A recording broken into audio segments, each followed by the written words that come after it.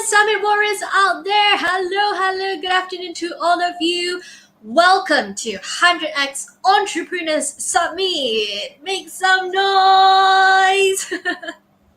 Okay, I'm assuming you can hear all your voices right now. Wow. Okay, let me know in the comment box below. Okay, make your noise in the comment box. Let me know you are here watching our summit. Okay, all the warriors out there, all the entrepreneurs out there.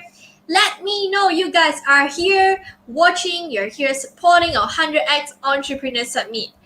Hello everyone. Good afternoon to all of you, and good morning or good evening to all of you as well from around the world.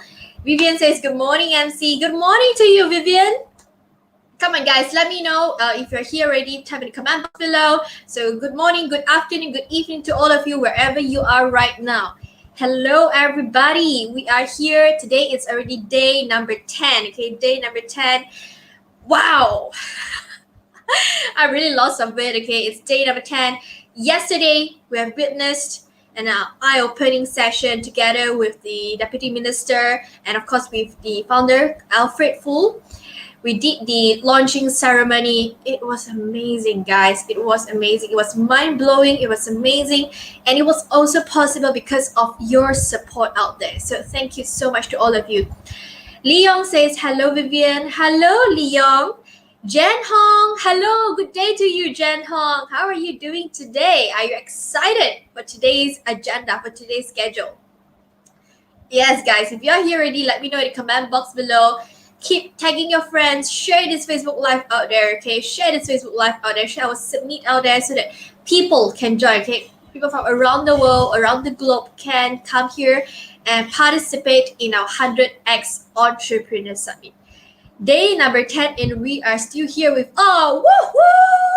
Leon, thank you so much. Leon, I hope I can give you a virtual high five right now. Okay, let me give you guys all a virtual high five. If you're looking at this, please return me with another virtual high five.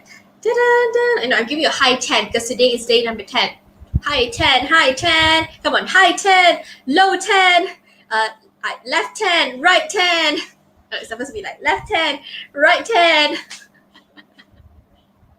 Yeah, thank you guys so much for supporting us, for coming over here.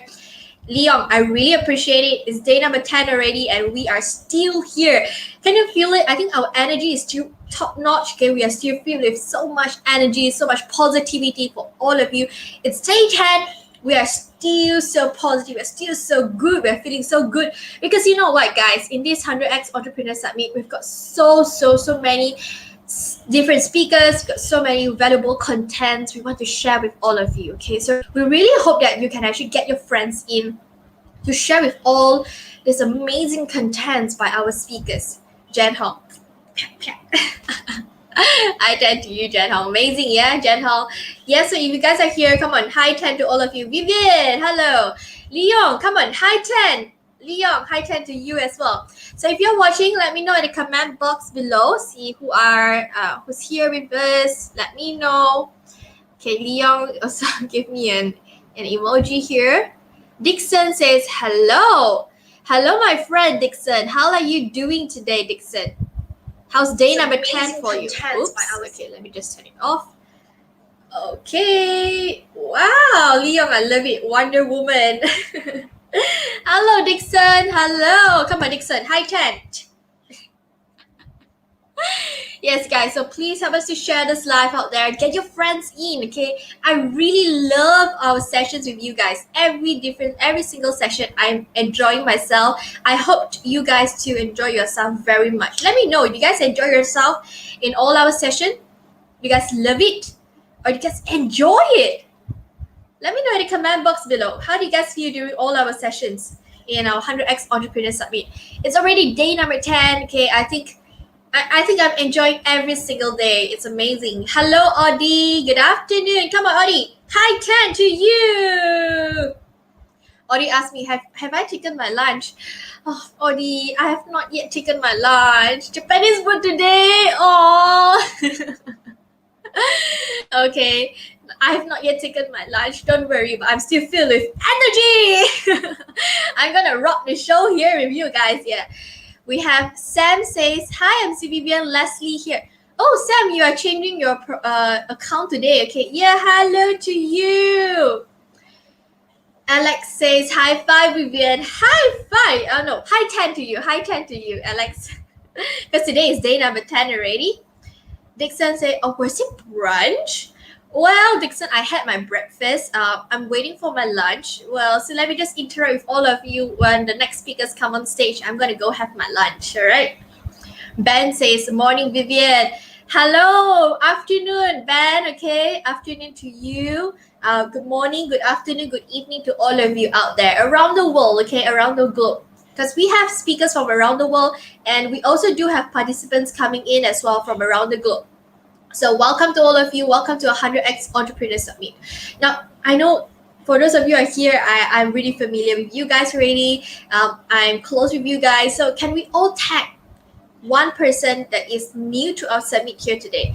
If you can, at least tag 3% who've never ever attended our summit and you think that this summit here is going to be beneficial for them.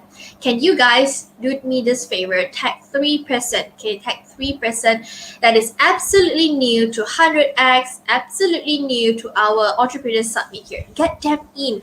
It's already day number 10. 4 more days to go, okay? 4 more days left and we're going to complete our summit here. Okay, this is our first ever summit by 100X Entrepreneurs.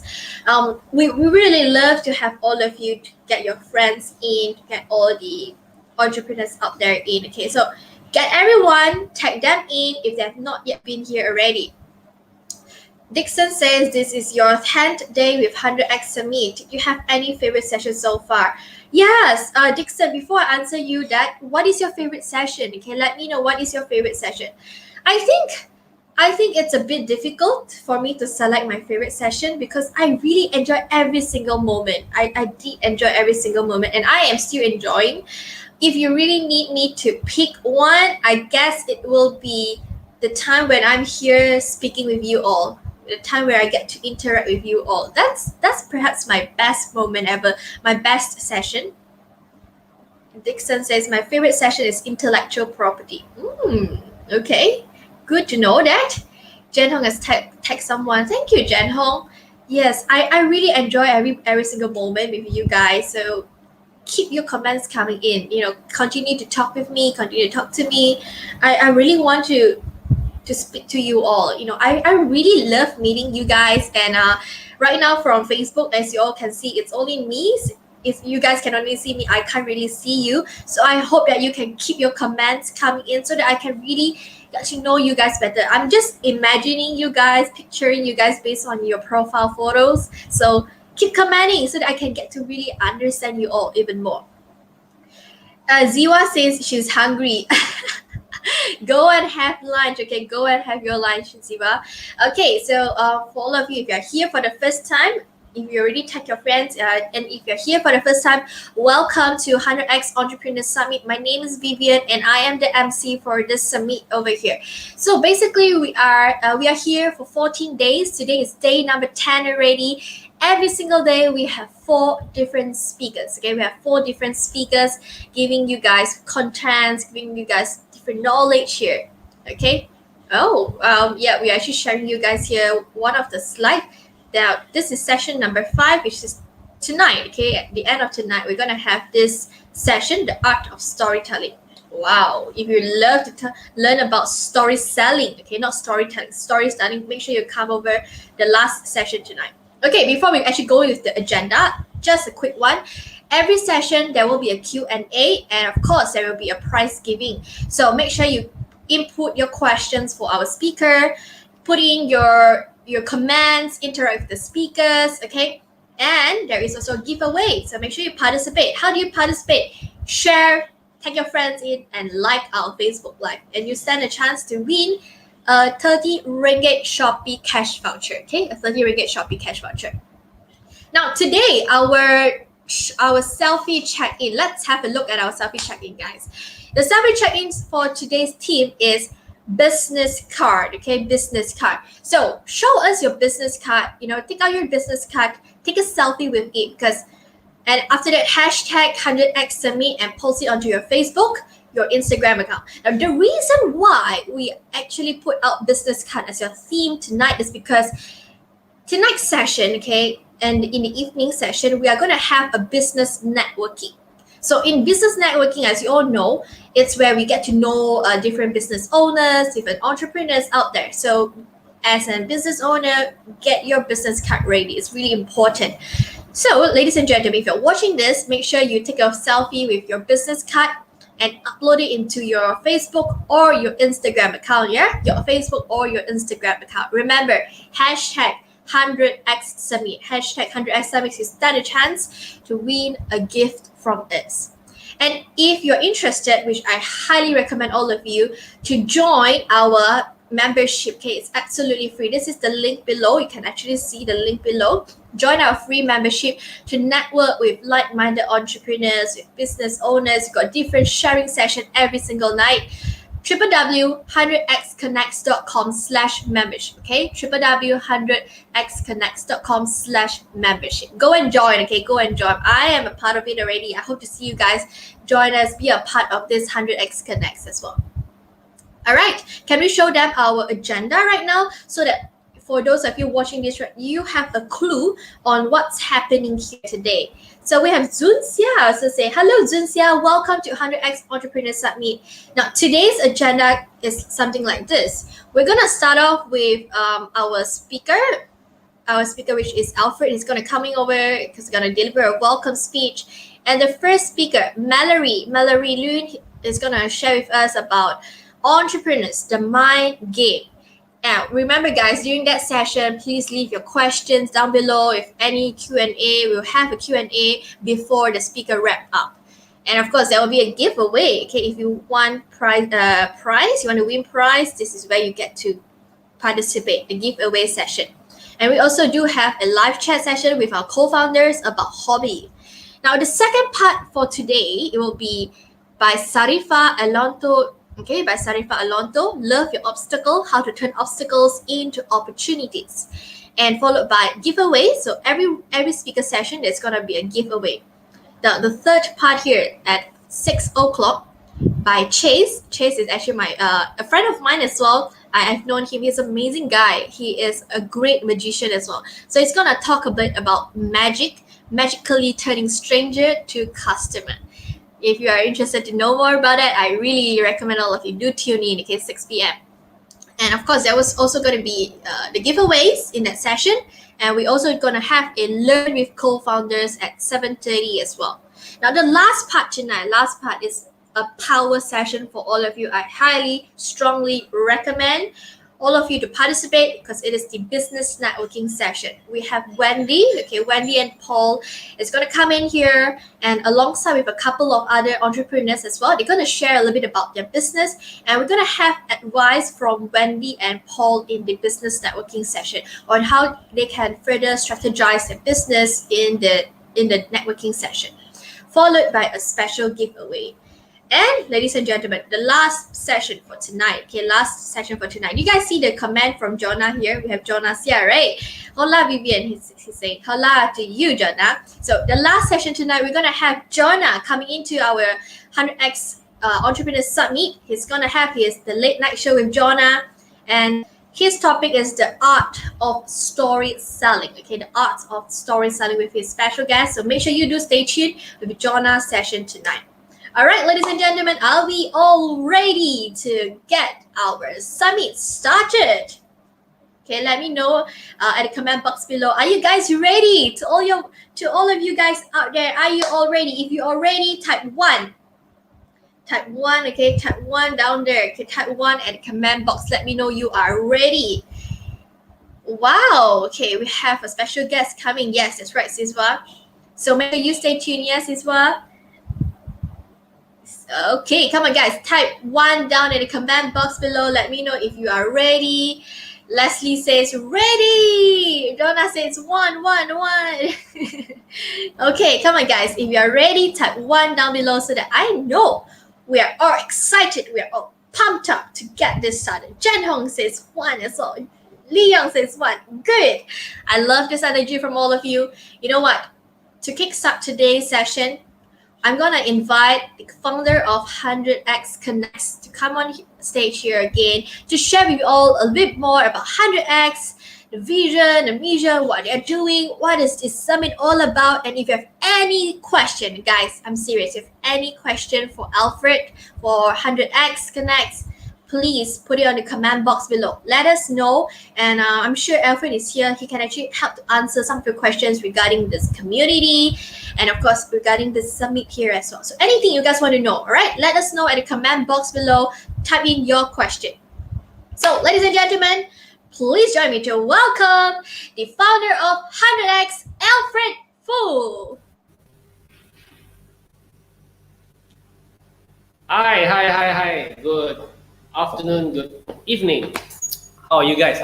I'm back.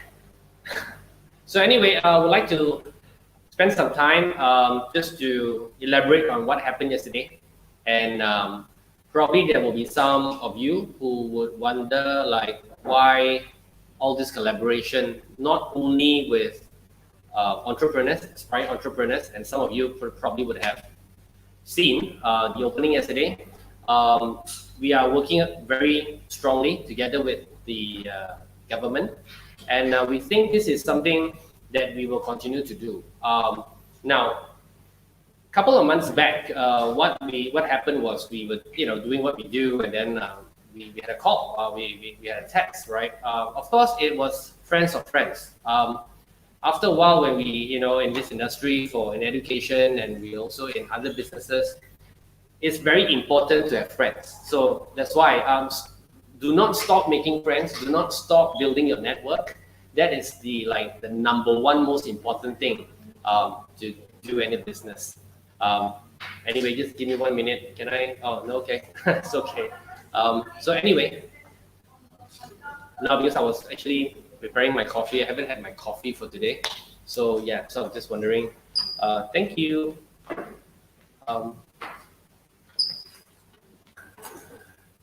And coffee is very important. Coffee is really important for me. So I don't know what's the drink that you guys would have every day. Type into the chat. What's the most important thing? Like you wake up, this is that one thing you really need, or else you will go cranky. Your brains can't think. So for me, it's my coffee. I'm a big fan of Starbucks. If you can see, I have all my nice Starbucks cups. But anyway, let's get back to collaboration with government. So while we were doing a lot of stuff, and it's important. I mean, this is something that I really learned about putting yourself out there, showing up yourself. Even that I've been preaching a lot about showing up, and I really think taking action is very important. I have sort of ignored the fact of the importance of being online. I don't know. Maybe I feel weird. Like now, I feel much better now. Talking in front of a camera, and but like yesterday, I still get a bit that kind of feeling. But I know it's very important to show up. So it is a bit of breakthrough for me to actually do this thing. So anyway, I'll just try my best, right? So same for you guys out there who has trouble getting yourself online. You really need to try. Okay. So what we did was we were there every day. We were online every day. We were getting external speakers, getting foreign speakers to come to speak in our 9 p.m. session. We have night Zooms every day. So because we keep on doing it, we've been doing it every night for the past 9 months, 10 months. So we got a call, and it's like, hey, so it was a friend who called me, say, I have someone who's from the ministry who would like to speak to someone in 100X. And I saw you always there. Are you part of them? I said, yeah, I'm pretty much in charge. And but I said, what's up? Right? Did we do anything wrong? So it's like, no, it's all good. They just wanted to talk, and they were just wondering, is this something that you guys would like to work together and see how to support more entrepreneurs? And I was like, sure, right? Like who would say no to a collaboration? Who would say no, when government feels like, hey, like that you are doing something good, and maybe it's something that they want to collaborate. So I was like, sure, let's talk. So then we spoke to someone, and I was like, hey, I'm calling from the minister's office, and this is something that we saw you guys been doing good, and we want to support. So I was like, sure, right? So it went on, and we had some conversation, and the conversation was great, and it, oh well, I overstayed my welcome. Because I was honestly I was really excited that whatever that we are doing has a bit of validation now, right? And we have more and more members, and the government is seeing that, telling us it's a great effort. So we spoke more like what else can we do? So we said.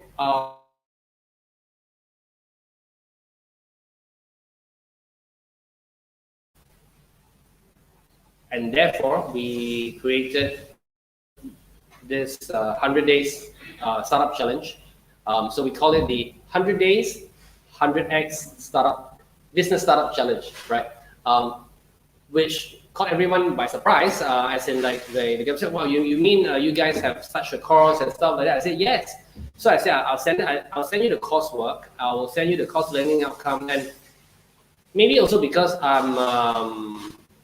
I'm in the education business, so I sort of like know how to structure education type of coursework, but it focuses on taking action. So yeah, also coincidentally, the education that I'm doing is in the automotive industry. So it's a lot more like vocationalizing how to become an entrepreneur, like the one step. So therefore, the one step, two step, three step and stuff. So that's why if you come to the community, we have, other than that, we have a lots more stuff. We have like the 14 days business video challenge. We have the 21 days business financial intelligence, right? Like how do you, like for me, I think I should go for that business financial intelligence, BFI, right? So if you don't know how to manage your cash flow, if you have problem managing your finances, this will be a perfect course for whoever that has issue with managing their finances. So yay, I'm going to sign up very soon. And it just basically gives a very simple bite-sized information or bite-sized action to be taken so that you can do it in the next 14 days to achieve your goal. Yeah, so sometimes we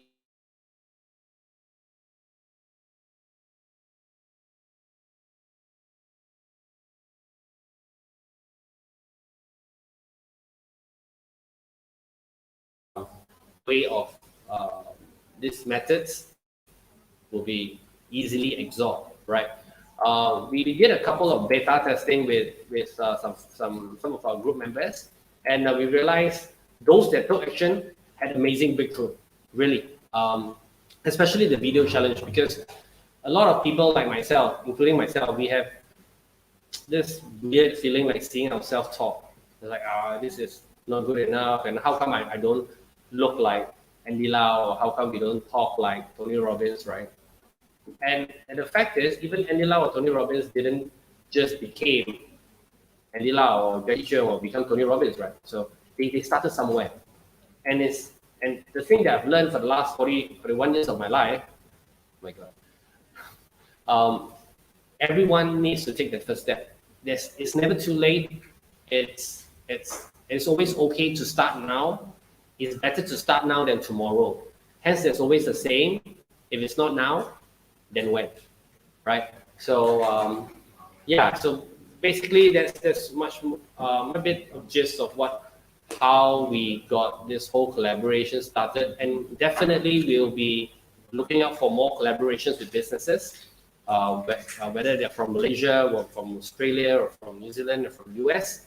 And yeah, speaking of US, tonight there will be two very, very powerful personnel. One is a lady and one is a guy. Stay tuned. They are really powerful business coaches from the United States. We also will be featuring some of our members' businesses, and they will be advising them directly, answering them questions or whatever questions they have about how to scale their business, how to bring their business to a different level. Doesn't really matter whether you just started, whether it doesn't matter if you are here, or it doesn't matter. There's always room for improvement, right? As long as you're willing to learn, as long as you're willing to do whatever it takes, right? So this is what we do. You see, every Wednesday we have business advisors. Last week was Dr. Jonathan Lim. So today is going to be Wendy Bloom and the partner. I can't recall the name. I need to see back the schedules, but the fact is, this is what we do. We want more people to take part. We want more people to grow. We would doing whatever we think it is necessary to get in the right business advisors to help everyone. So yeah, join our community. It's free. So yeah. Cheers. Anyway, you've been around. Haven't seen you for more than 10 hours. I'm getting not used to it. Hello, Alfred. Cheers to you. Cheers to you. You had your coffee? You're not so H2O. much of a coffee person. H2O. Oh, okay. You're a water person. Okay. I'm not a water person, and I need to practice to drink more water. Good thing that my wife always like drink.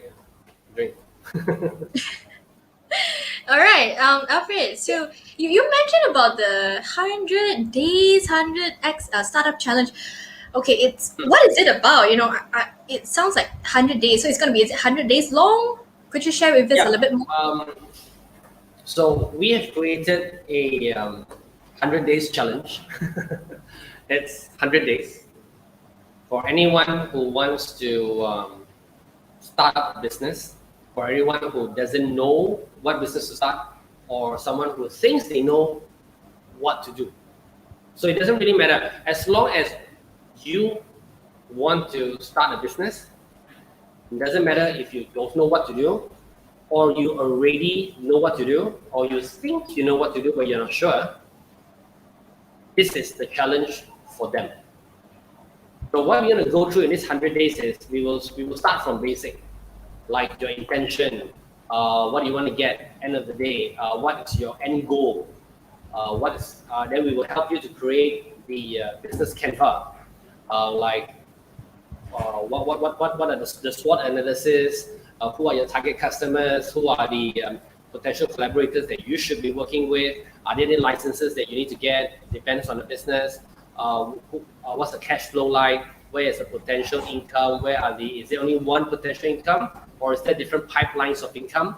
So we will help to craft the entire thing, right? Like the whole business model, like the whole business architecture. And you know what? That is only one day. What? So it's going to be super intense, right? It's going to be super intense for the next 100 days. Oh my goodness. Yeah. So I mean, there is more to it. It's also like how do you do public speaking? How do you do online? How do you have this? How do you get used to being in front of camera? So this 100 days is going to be extremely stressful. Right? But again, then it was like, why do you need to stress them out for 100 days? I mean, like, this is for real, right? If you want to do business and you want to have to practice and create the entrepreneurship mindset, you've got to go through the Shaolin. And that is, so we have literally prepared a Shaolin type of entrepreneurship journey. And if you can survive the 100 days, you may stand a chance to survive in the real world. And if you can't survive the 100 days, oh well, good luck. So what do they get out of it? Out of the 100 days, do they get to really kickstart their business? They get to launch the business? Yep, that's the intention. That's the purpose. We want to have them from zero to start a business and to get the business in the market, right? To make their first sale, to at least achieve a plausible income, right? I can't really say if it's gonna be a 5,000 income. I can't say if it's a $500,000 income. I can't say because it really depends on the, the scope of the business, whether it's a high ticket sale, whether it's a low ticket item, whether it's a I don't know, whether it's a training, whether it's selling chili sauce, or whether it's I don't know, opening a cafe. I mean, I have done this like 100 times over my years of entrepreneurship. No matter what business you do, the fundamentals are always the same, right? Like sports, I'm a sports person. I play, I play golf. I play bowling. I play bowling for the country. I play basketball for the district. I play football for the district too. I play. I don't know. I played all sorts of sports. Doesn't matter. Oh, you're really athletic. I mean, yeah, although I size small, that's why I can't excel in a lot of the sports that I love. I used to love football. I've been playing football like what, at the age of 7. I'm mad, right? After school, I will spend like 5 hours under the sun just practicing the kick, just practicing the law, just practicing whatever. I don't know. I had no coach, no trainer, no nothing. It's all self practice. Because I know the fundamentals of training is to keep on doing it. So I mean, and I didn't have a physique, so I felt that okay, football maybe it's not my thing. So I tried basketball, and because I was only like 10, so by the time it was 12, I realized okay, I think my height is a bit of a problem. So I moved on to another sport. So I tried badminton, I tried tennis, and a lot of all these sports requires physique. So because I don't have that physique, so I moved on to different sports. So I tried chess. I tried, eventually I tried bowling. Okay. Oh, I think I'm lost. Do you see me? I don't see you, but I can still hear you. No Even problem. bowling, wow, even Yeah. chess. So, and let me tell you this bowling thing. So it's weird. Like when I was 12, right? I was trying to bowl, and I didn't know how to bowl. So I was trying and learning, and I needed to get a coach, and I wanted to go for proper training because I really liked bowling. So and I didn't even know how to tell my dad, how to tell my parents about bowling. It was scary. Um, you know why? Because yeah, probably you are too young to know this. Bowling alleys those days were like basically the ground floor of all snooker centers. So snooker and bowling was like in the same place. So Mm. it's not like golf. It is not like the normal sports where normal people go. I mean that's my point of view at the time. So you have people there smoking. You have, like they look like gangsters. They don't look nice. So it was pretty scary to tell your parents like, I don't know if anyone the age of 40 or 40 and above, they maybe can resonate to what I'm saying. It's like you can tell a parents, hey, I want to go and play snooker. I'm like, what kind of friends are you gonna be mixing around with, right? So I mean that was the thought. So it was The really hard. impression that time, yeah. Yeah. So eventually that one morning, and I have breakfast with my dad almost every morning. Like that's what he do. He would bring me for breakfast at our favorite mamak stall. I will have my breakfast, nasi lemak, hard-boiled eggs, roti canai, and all. Then he will send me to school. So we always have that half an hour conversation with him, like whatever whatever experience and whatever that I like, right? So one day I broke the news and said I would like to play bowling, and he was like, sure, you have played like half a dozen of sports. What's wrong with playing another sport, right? So I'm like, yeah. So I said because bowling. So I was like explaining why I need to play bowling instead of any other sport because my physique is small and bowling is alone. So he enrolled me to a course with a trainer. I still remember Alan Lee, and he was my first coach. And I trained for exactly a year. So I was doing all the basics. So it was like going to Shaolin, right? The first 6 months, the first 3 months, you only do like that one thing. You don't actually play game. You're actually just practicing the strokes. And 1 year later, I was the national champion. So so that's my bowling. And after that, it was just going for more and more competition locally, internationally. That was representing the state. That was representing the country. I was going to Kaohsiung, Taiwan, Singapore. Yeah, so it was just a different journey. Wow. So Guys, this what is we this is amazing. Everyone, just in the comment box, hashtag don't play. Don't yeah, yeah. play with So, Alfred. um, I think this I think it's the fundamentals of all entrepreneurs. Whether you're a sportsman or whether you want to do something like how much do you want to do it? How much do you really want to achieve it? And how much you want out of it? It is not about the particular sport. It is not about the particular business. It is the mentality. It is the fighting spirit. It is really doing whatever it takes to be successful. It is doing whatever it takes to be happy. So I don't have to be a Ronaldo of football. I don't have to be the Jimmy Whites of or Ronald Sullivan of snooker. But I just want to achieve, right? So and everyone wants to achieve. So whether if your industry is going to be A or B or C, it doesn't really matter. You just or we just want to achieve and to create success at our own accord. So everyone has a different level of achievement process. Yes, I saw some question here, and when does it start? We are still finalizing some parts here. Is this Dr. Gary? Just to be sure. I like to know who I'm talking to, so it's sort of like.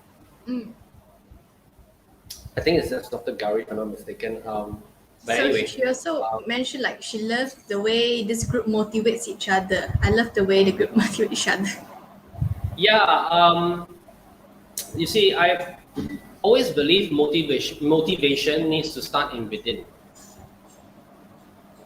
It is not about people motivating you all the time.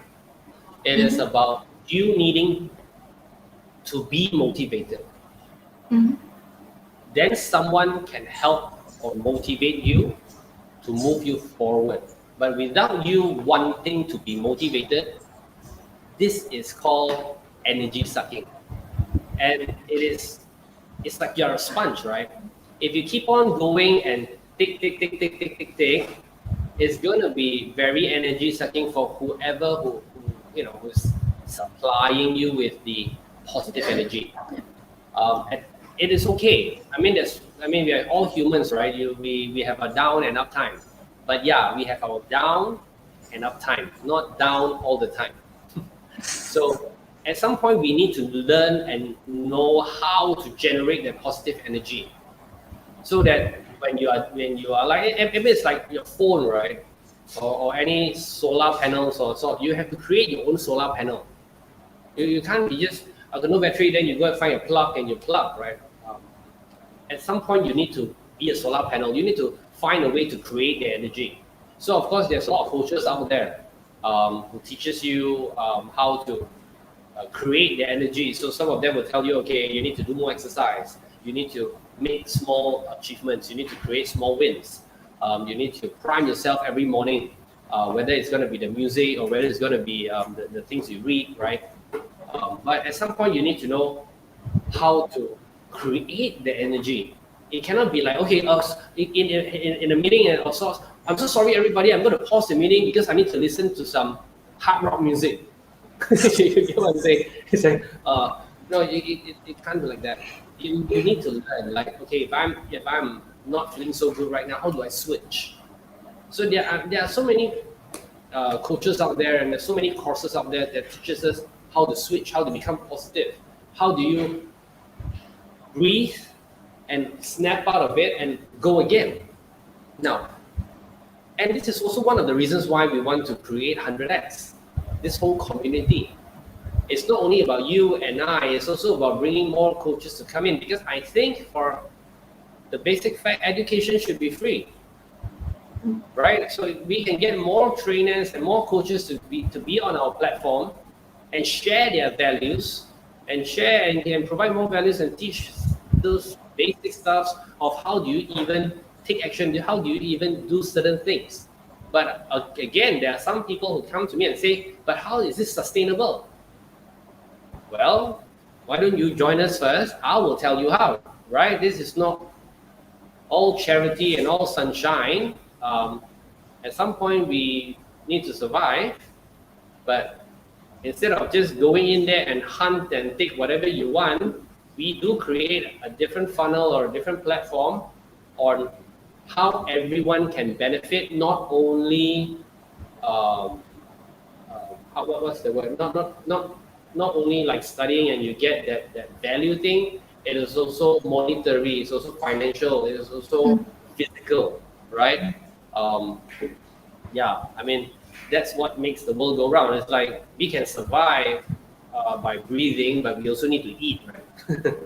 so yeah. So you mentioned about like this 100x challenge thing that there are going to be coaches and all those. So would it be coached under one same person, or throughout the 100 days you're going to have different coaches? How does it work? You can choose to have a coach, but we also came up with a structure that going to be multiple coaches. So we will have a lead coach, and you have your sub coaches where you can choose. So it is like, how would I say this? In life, it is always better to have coaches for the rest of your life, but it is not also it's not possible for everybody to do that, because at this time, or it could be money, or it could be commitments. I don't know, right? And also you may not get the right fit of coach to be doing this. I mean, I'm going to go back to my bowling for a while. Alan Lee was only the coach for my basic, but eventually it became Holloway Chia, and it became Rita Lai, and it was other national coaches. So at different level of or different stages in your entrepreneurship journey, you may require a different coach, because not everyone is an expert in that area, and also not everyone that you can resonate to. You get what I'm saying? It's Totally like agree. not every pastor in every church fits you, right?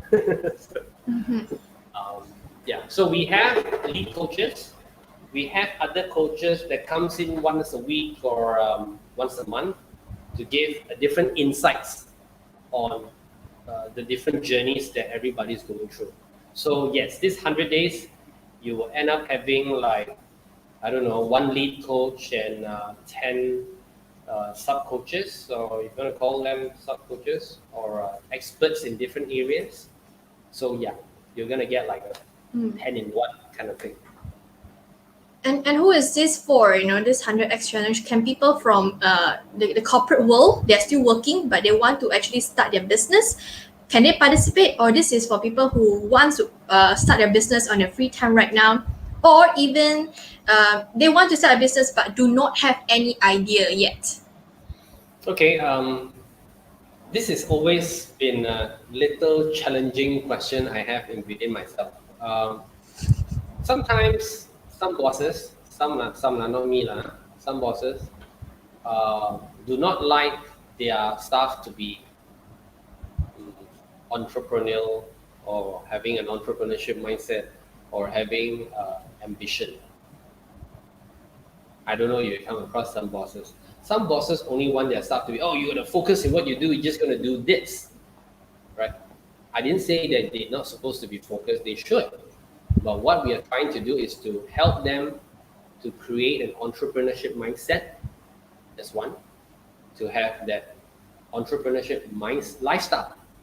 To me, is the whole entrepreneurship journey is a lifestyle, right? You eat the right food, you eat the right supplements, you do the right exercise, you do the right thing. Then the question is, what is the right thing? Different people fits different stuff. Some people like something more than another, right? So there's no one size fits all strategy. There's no one size fits all kind of lifestyle. I think there was a conversation with one of our South African coach. I think it was Beth. Yeah, it was Beverly. Keto diet may be right for you, but may not right for me, right? Some like I play sports, so I played so many different sports, but there's only that one sport that fits me well, right? I don't think one person can do peak performance for all different sports. But so there's this reason why we have different coaches. We have different types of things that you need to do to create that whole lifestyle, that whole mindset thing. So some bosses are okay with their staff having an entrepreneurial mindset so that they can solve problems for the boss. Instead of like, boss, I got a problem, so what do I do now? And every time it comes back with a question, another question, and they may make the wrong decisions. But if you have that entrepreneurship mindset, I think it will be much easier for every bosses in town. Like all their staff are always motivated, all their staff is doing whatever it takes to get the job done, and all their staff would do whatever it takes to make, to get things to different heights. So I don't know. It really depends on the bosses they are working with. But to answer the question on a very blunt, like everyone should have that mindset. Everyone should have that lifestyle. I mean, someone did come to me and say, so this lifestyle, this entrepreneurial lifestyle, like what and for who, and what's the purpose? I did some research, and it's just going to be a bit controversial. Like every religion actually supports the entrepreneurship mindset. It doesn't matter which religion. I did some research, whether it's Islamic, whether it's Christianity, Catholics, you know, and so on. They actually encourages, even the Hinduism. Yeah, they also promotes entrepreneurship mindset within their teachings, or within their religion studies, because this mindset and this lifestyle is something very important. You can't be over dependent on something, whether it's going to be, it doesn't really matter. You can't be over dependent on money, you can't be over dependent on the people, you can't be over dependent on the coffee, right? I think every religion they will tell you to learn to be balanced at some point. Yeah, so if you ask me again, like the same question, I don't know, it's for everyone. I think this is something really important that everybody needs to have. Then do they have to commit, full 100 days, every single day they have to commit like 24 hours? How is the commitment like for this challenge? The straight on answer would be, it's really up to you. It's really up to that person. This is how, you see, a lot of people don't like to talk to me in terms of sometimes about all these things, is because I go very blunt. Like I'm not the very, no problem, it's okay, I'm not the type. So I'm gonna go like, well, it's really up to you. If this had gone on with years of your life, the question to you is, has this been working for you? If it's not working for you, then why not try this, right? If it has been working for you, then continue lah. Like you don't need this at all. Whether or not if it's 100 days or 1,000 days, it's not the real question. The real question is, how much do you want it? Right? That's the real question. It's not about, if I'm done with this 100 days, is that it? No. We are just building the platform We just get you started. We just gave you the right direction that you can go, and it's really up to you what you want to do about it. So you want to take 200 days or 200 years to finish it. It's totally up to you. But we structured it in 100 days in hope that in the next 3 months this can be done, right? So I think in life, a lot of us, oh yeah, we procrastinate stuff. We this is not important enough, and we don't make the one call to our parent, or we don't make a one call to our brother or sister to even say I love you, that I miss you, tomorrow lah, this lah, that. So it's even this simple stuff. How to build the right relationship with your family, for example, right? You mean they don't know what to do? Do you mean they don't know what to do? Sure, come on to this, and I will teach you how to build better relationship, right? You can make the call right now, or you can make the call 10 years later. It's up to you. I mean, I don't know if I'm making sense, but a lot of things is all down to us. Do you? How much do you want it? Right? A lot of people, they end up going for courses or stuffs and trying to find the blue pill, or trying to find the one winning strategy, or that I can make my business blah blah blah. I can start making so much money right now. I think they're all still dreaming, and they have always been dreaming for the last number of years. Well, hence the question: has those been working for you? If it's not working, maybe there's something wrong. Maybe, right? So here we are. Why don't you try this way? Yeah. Okay. So, like, if they're really interested to participate, for those of you who are watching this right now, you're interested to participate, how soon can we join in? How soon can we expect it to kickstart, and how do we actually join? Register your interest right now. I think we have. I think our site is ready, and our brochures are ready, and just register your interest. We will get the emails. There is the link will be shared to you guys. Oh, I think it's already there. It's just below. www.100xconnects.com/startup challenge. Yeah. So register your interest right now. We just, one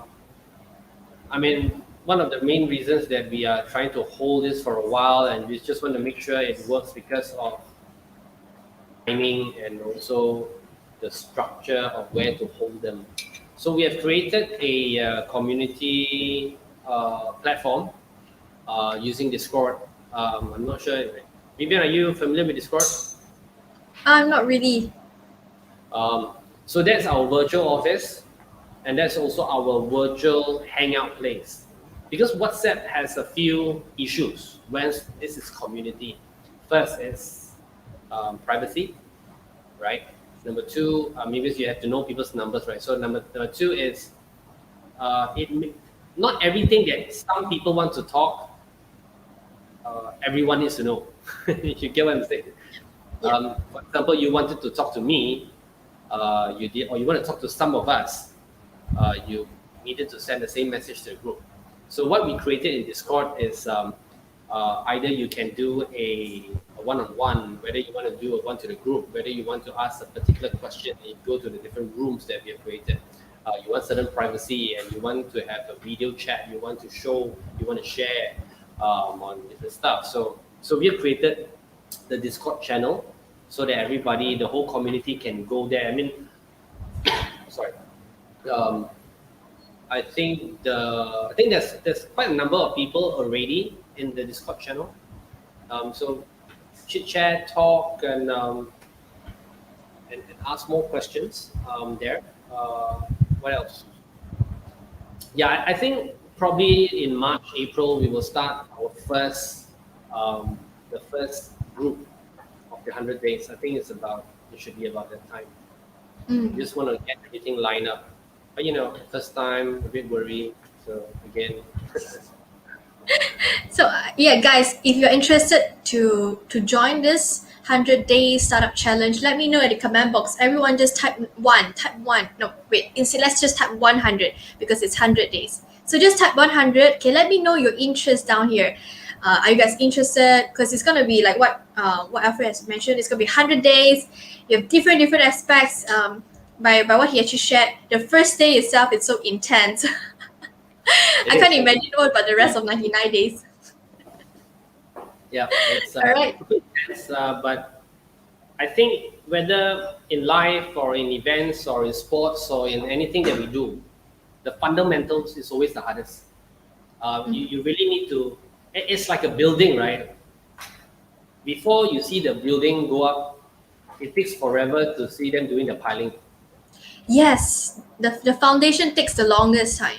See, whether it's physics or science or for real, the basic is the toughest. The fundamentals, once you get it right, the rest is not an issue. Yep. So, anything else you want to add on, Alfred, before we wrap up this session? I don't know, as usual, just join the community, look for us, come to our Discord if you need to. I mean, we're not going to just publicly post the Discord link and all. So, like, take action, join the community, go to our website and register as a member. Then you will get the link from us. Then, yeah, I mean, this is not a blue pill. This is not a winning strategy. You got to take some action. Again, like I've said, how much do you want this to work? Work with us. It will work. All right. I think I'm interested as well. I think a lot of people are also interested about this 100 days. So guys, make sure you go and click into the link, register your interest. Okay, go register your interest. So thank you so much, Alfred, for sharing this with us. This amazing challenge. I'm really part of this. Can't wait to start. Yes. Yep. I can't wait to start too. Thank you. Bye-bye. Bye. Okay, I see Alex. Alex says, I need that to start 100 days, 100 times. I have stuck for some times.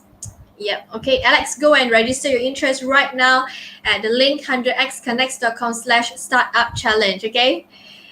Audie says that sounds interesting. Audie, go and register also. Siwa has says sign up. Good for you. Vivian says 100 days, 100x. That's right, 100 days, 100x. And thank you, Godfather Alfred, Leslie. So if you're interested, guys, quickly go and sign up for this startup challenge. Okay, go and register your interest. And we're actually expecting around March or April to kickstart. So we're still in the midst of finalizing some little details. And this program itself has also been endorsed by MEDAC. So I believe it's going to be a great program, especially if you have been stuck, you have been procrastinating, you have been delaying here and there, you have not found the motivation to do it, you have not found the right mentor, the right coach to direct you, to show you the path, okay, of what's the first step, what's the second, third, and fourth step. Join this challenge, okay, for new business owners, for aspiring business owners, or whoever you are. Like what Alfred has mentioned, this is a program for everyone, okay, for everyone. You want to build your business mindset, okay, your entrepreneur mindset, your entrepreneur lifestyle. This is for you guys, okay, this is for everyone.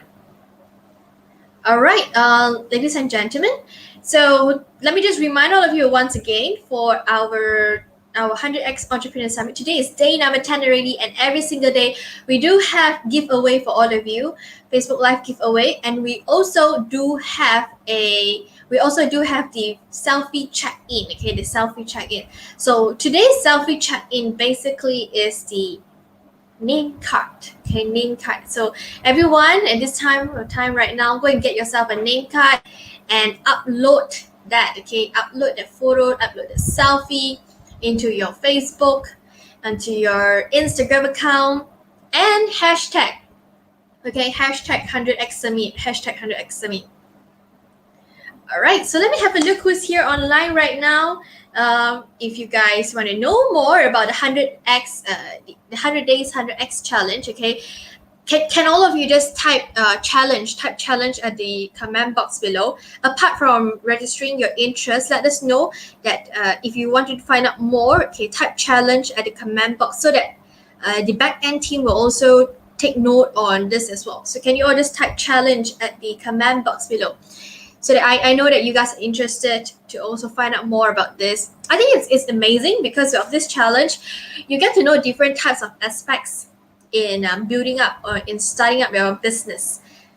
So if you are stuck, if you are wondering what to do, who to go for, this is a program for you. This is a challenge for all of you. And if you really put your part, put in your effort, 100%, 200% effort into this, I'm sure by the end of 100 days, you are able to see a result. Okay, you're able to see some results out. So don't hesitate anymore. Okay, if you really want to do this, go and register your interest at the link below. Okay. Oh yeah, I see some challenge there right now.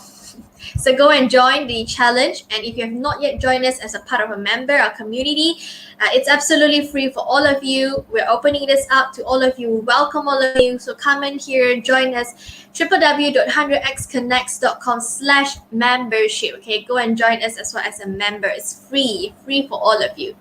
And I think after an hour session here with Alfred, we're gonna do we're gonna do a pump up session so that we can get you all ready for our first speaker. Okay, for our first speaker. So all of you, stand up, relax yourself. Okay, loosen up your hand, loosen up your leg, your body. Okay, let your hair loose a little bit. We're gonna go straight into our pump up session. And a brief introduction here of Coach Josephine, who's actually leading the pump up session. Okay, I'm sure you all want to know more about her, about our Coach Josephine.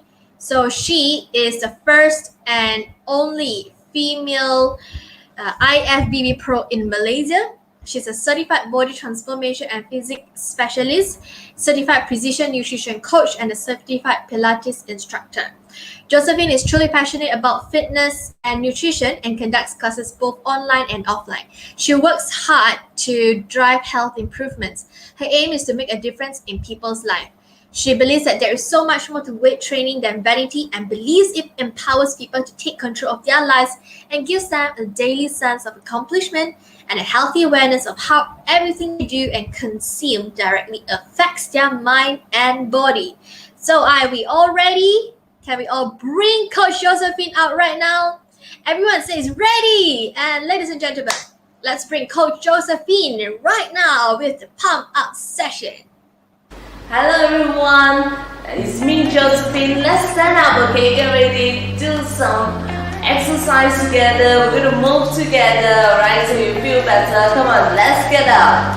Okay, now when you circle your head, use your head to draw a big circle around. And big circle around. Other side and circle. Relax your neck. Come back to center now. Use your hand, push your hip to one side. And then change. And then change. And change. Feel the stretch your neck. And then come back center. Roll your shoulders to the back. Roll. Good.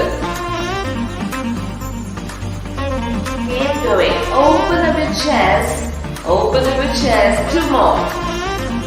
One last one. Now let's from the back, roll to the front. Front. And front. And the front. Now when you put your hand on your shoulder, use your elbow, draw circle. That's right. Now let's reverse from the back to the front. One last one. Good. Let's reach your hand to the side. Wait, reach your hand. Right, left. That's right. Imagine when you touch the wall. Good. Touch the wall. Go right, left, right, left. Good. 4, 3, 2, and then 1. Very nice. Now keep your hand on the waist. I will draw a circle with your hip. Circle with your heel. Let your body move around. Come on. Circle. Circle. And then continue. One last one. Let's reverse. Reverse the other way round, round, round. And then one more round. Good. Now let's take a deep breath. Circle your hands up. And then relax all the way down. Let's go faster. Go up and down. And then breathe in, breathe out, breathe in, breathe out, breathe in, breathe out. Good. And now we circle with the right hand. Circle with the left hand. We're adding a twist in here. Okay, and a circle. And a circle. And right. And the left. Keep going 4. And a 3. And a 2. One last one. Good. Both hands up to the ceiling. Now let's go down to the floor. And then all the way up. And down. Good. Again. Up. And then relax all the way down. Alright, good job everyone. That's it for this session of the panel session. I am Josephina. If you want to follow me, go to my Instagram, Jojo Pilates _IFBB _pro. If you want to follow me on my Facebook page, go to Josephine _IFBB pro MY.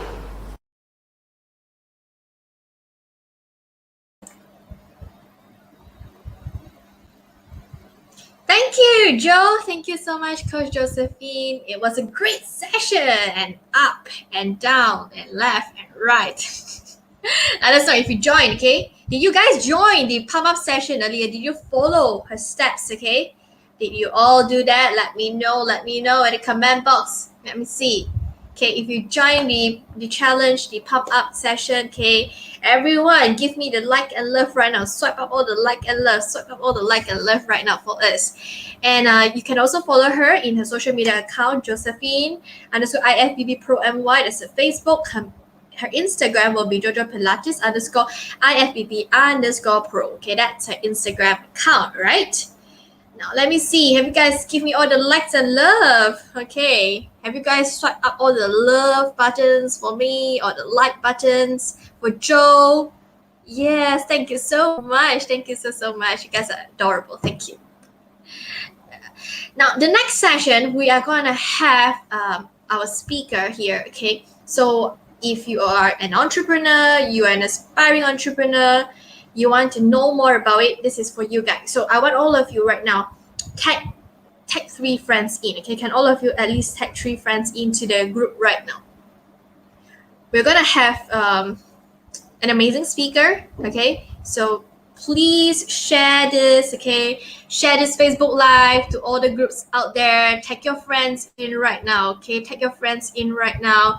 Don't miss this opportunity to learn about the next topic. It's about entrepreneurs and it's about the mindset, okay, the mind game. So all of you, if you are already an entrepreneur, you're a business owner right now, can you guys let me know in the comment box what you all do? What do you all do? Are you from F&B? Are you from events? Are you from fashion? Are you from, I don't know, marketing? So what do you guys do? Let me know in the comment box below. Okay, show me guys, what do you guys do? So for me, I'm partially event, partially the public speaking.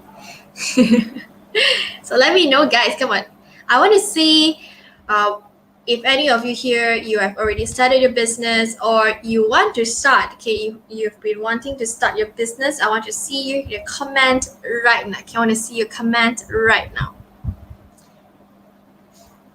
All right, team. Okay, Sizwa says event. Okay, if our speaker is ready, also do let us know if our upcoming speaker is ready. Event. What else? What about the rest of you? What about Yanwen? What about okay? What about the rest of you guys? What about Jen Hong? Elaine Tan says financial services. Jen Hong says online selling. Jen Hong, what are you selling online? Are you selling food?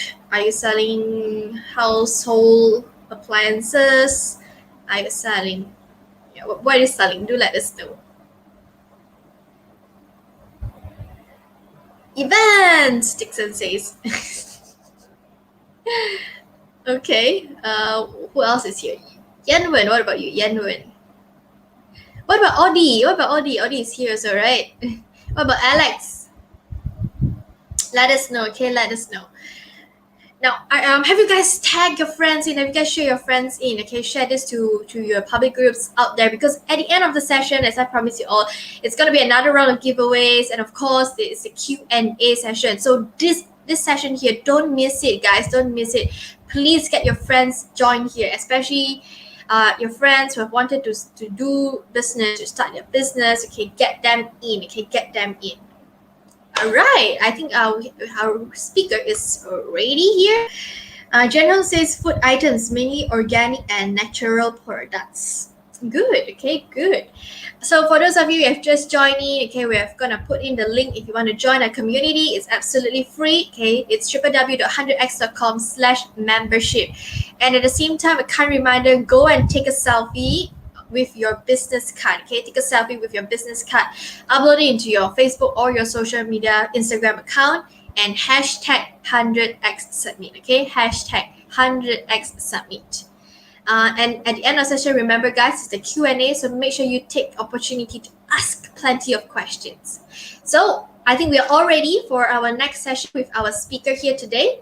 So ladies and gentlemen, an introduction to our speaker. She's gonna speak to us on the topic of entrepreneurs, the mind game.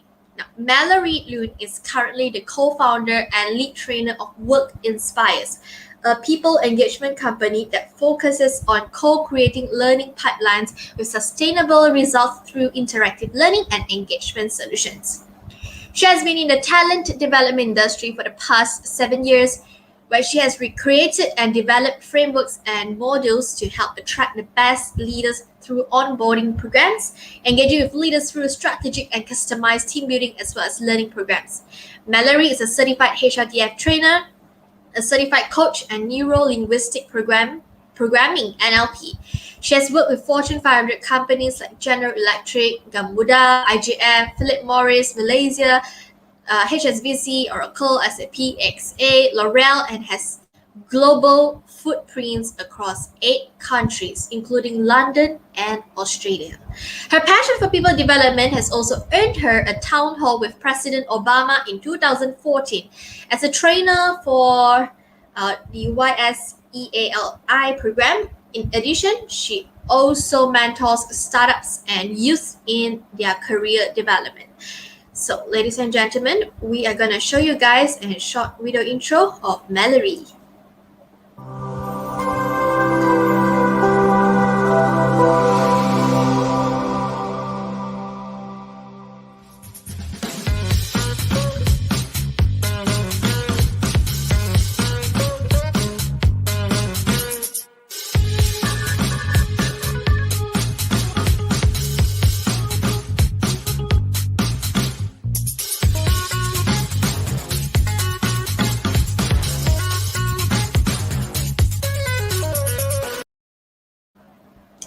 All right, I'm sure we are all ready, so please join me to welcome Mallory with the topic Entrepreneurs, the Mind Game. Hi everyone. Hi everyone, welcome and so glad to be here, and thank you so much again for being here, and I'm looking forward to this sharing session with you. So before I start, just to give a quick shout out, thank you so much to the Woods event team and also 100x Connect for inviting me, and secondly as well, thank you so much for being here, and I'm looking forward to making this session fun and engaging and exciting. So in order for that to happen, I would like to see all of you ready and participative, and if you have any questions, you do not have to wait till the end exactly. You can always just put in the comments and the chat, and I can address it as we go. Okay, so as I went, hi Alexander and hi Zoa, thank you so much for coming, and hi Audie. So before I start, just to give a bit of context about how this session came about, okay? So the idea of entrepreneurship, the mind game, is a very common thing that everybody asks. Hey Mallory, being an entrepreneur for so long, right? What's the hardest thing about it? Or what's the easiest thing about it? Or what's the most exciting thing about it? So I just want to see the audience right now. Hi Jonah, how many of you are actually entrepreneurs right now? If you're an entrepreneur, just type yes. If you're running your own business, just type yes in the chat so that I can see. All right. If you're an entrepreneur, just type yes in the chat and I'll be able to see. If you are not yet entrepreneur and aspiring to be entrepreneur, also can say that, oh, Jonah's an entrepreneur, great. So if you're aspiring to be, say I want to be, okay? We want to make this session fun and engaging. So just type yes if you're an entrepreneur. If you're not yet, say you want to be, and so that I know where am I and how can I help you with it. All right. So we talk about entrepreneurship. It's a lot about the mind game because here's the reality of things. Hi, Samita. Here's the reality of things. The reality of things is that a lot of times we are taught the business model, we are taught the, mentorship, we are taught about how to get funding, where to get finances, how to hire the people, everything. These are all the 101 technical things that you already know. But the truth is, a lot of times, all these things come secondary. The reality is a lot of things actually come from here. The tough part about here. So with that being said, I'm just going to bring you through really quickly about how these things are. So can yours just see my slides? If you can, just say yes. Great. All right, great. So with that said, some people dream of success while other people get up every morning to make it happen. That's the first rule about entrepreneurship, okay? The first rule is that some people dream of success while other people wake up and make it happen. So if you can see the slides, just type yes. I'm actually checking my Facebook now to see whether can you all see the slides. All right, great. So when we talk about success, the first rule of the mind game is that you need to want it. You need to want it.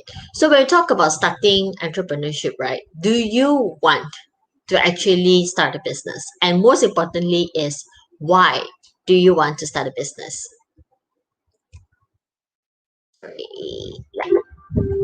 So why do I want to start my business? The big why is something that you need to address. When you do not have your why you want to start, a lot of times you're going to reach this point. And as entrepreneurs, the best part about it is that you actually have your own time, right? You don't have a boss telling you that, hey, 9 o'clock you have to clock in, 5 o'clock you clock out, or there's overtime. And usually the 9 to 5 never happen 9 to 5. So being an entrepreneur, you actually have your time to, actually start your business and actually wake up when you want to wake up, actually go to bed when you want to go to bed, work when you need to work, and go and have fun when you feel like having fun. That's the reality. But the downfall of that is that when you don't have a strong why, you're going to feel like, I'll wake up at 11 today. I'll wake up at 2. I don't feel like working today. I want to rest. You lose what we call momentum. You lose the drive and you lose the motivation. And eventually you will realize that, hey, end of the day, right? Nothing moves. So how is it possible that I want to start a business and nothing moves? Oh, I feel very demotivated and tired. I'm supposed to be having fun doing this. Why am I not having fun at my business? But that's the reality because you do not have a strong why. So I'll just give you a quick background about myself. Who am I? What am I doing? And how did I end up at this? Okay. So I've been an entrepreneur for about 7 years now. And actually, my first job is with Cradle Funds and Rabahat, where the late Nazrin Hassan actually hired me to be the project director for an NGO called JWEF, Junior World Entrepreneurship Forum. Now, the Junior World Entrepreneurship Forum is a very interesting platform because the aim of it, and this is like really long ago, I think about almost 10 years ago, okay? This was even before Magic came about. So my job then was to actually go to the ground, talk to all the university campuses and teach young people about entrepreneurship. The irony of it is that I'm actually an ACC graduate. So I do not have any basic knowledge of entrepreneurship whatsoever. I do not know anything about venture capitalists. I do not know anything about, technopreneurship and funding and all those business model canvas and everything. I had no idea. Zero. So it was a very interesting learning experience because I had to actually figure a lot of things out on my own. But it's through working that I actually found my passion and love for entrepreneurship, which brings me back to a big why. So the why I started in entrepreneurship is because I actually really just enjoy talking to young people and talking to people and mentoring people about their career, their business, and everything. But as the time goes, I decided that I want to do more. So that's why I entered into a people development business where I really wanted to just see how can I work with companies, how can I work with startups, how can I work with businesses to help upskill them, help getting their mindset ready, help getting their attitude ready to ensure that the company business can drive further. But no, everything is fun in a way because some of my key highlight is I got to be in the town hall with President Obama. I work with clients across many countries. I've learned about many different cultures and many different working styles. And fun fact is that I'm actually at my third business. So what happened to the other two? I'll tell you about it later. All right. So when I came up with this mind map of myself, it gave me an idea actually. It gave me an idea that all of you can use. How about you come up with a mind map on your own to help you find your why? Because a lot of times, a lot of you actually do not know why you're doing this. Why do you want to start your business and why is it important for you? But the truth is, we do not know where to find our why. It's like asking you what's your passion, you know? If you don't make time to discover what's your passion, you can't actually find what's your passion. So with that said, if you have the time, now that everybody's at home and if you're tired of staring at a computer screen, you can just take a blank piece of paper, do a mind map of yourself, a mind map of things you're interested in, things that inspires you, things that motivate you, people that inspire you, things that challenge you to go further, things that you want to do more at. And with that said, all that, you will actually discover your why. So my why actually boils down to two factors. One is that I really just wanted to work with many people and company because I feel that we all can do better in our lives. Not necessarily as an entrepreneur only, but even as a youth, as a student, as an employee, we all can do better in our lives. And I want to be part of your journey in doing that. Secondly, is that I actually fell in love with building businesses, like the reality of building businesses. As difficult as it is at times, the reality is very thrilling. I like the idea of seeing how far can I expand, the exciting things that can be done, how much can I push myself. So those two has become my big why of why I want to start a business. So same goal for you. Why do you want to start your business? And after that all why happened, you will feel very inspired and very motivated and very exciting, and you really want to go out. You started talking to a lot of people and you started knocking on many, many doors. And the reality is never what you seem like. So, first reality is that you'll start to have a lot of self doubt. A lot of self doubt. You will start asking yourself, right, is this the right business? Am I hitting the right target audience? Am I doing something wrong? Am I doing something right? What's right? Does it take this long to make my first sale? Are there anything lacking that I don't know about? Are you sure I'm the right person for this? What if I'm not cut out for this? So you start getting a lot of this self-doubt that comes to you. And the second thing is that you will also get harsh feedbacks. And sometimes your harshest feedbacks are people that are closest to you. I remember when I first started the business, right? I have a lot of people that are close to me, friends especially, who are not in, I mean, we graduated together and I graduated in CCA, right? So 90% of my friends actually ended up in, university, audit firms, financial firms, things like that.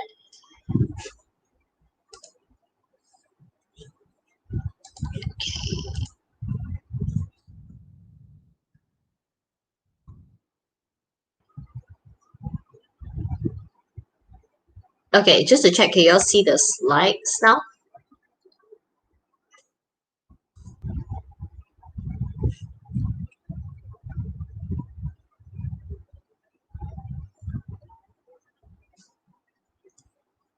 Okay, give me a second. Let me send over the slide to the organizers and we'll see how we can work something out because there's something wrong with the slides.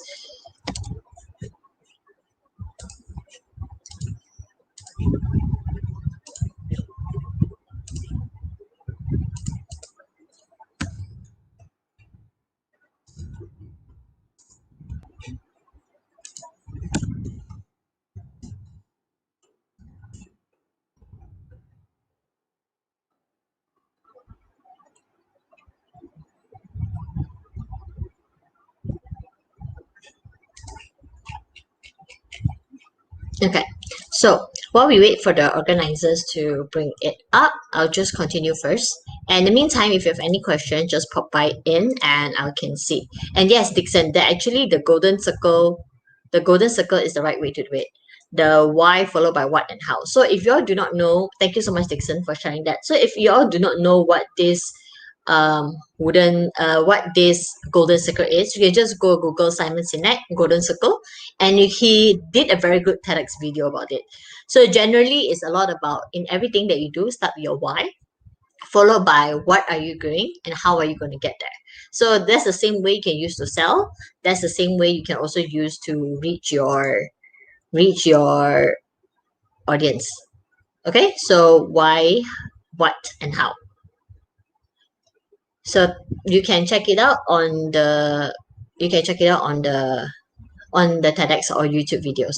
Okay, so with that said, I will just continue sharing first. All right, so the first thing I talked about was a lot about the challenges that you will face in the reality of things, right? And the reality of things is that a lot of times when you first start a business, is number one, the feedback. So yeah, first one was the feedback. So we can go to the third slide.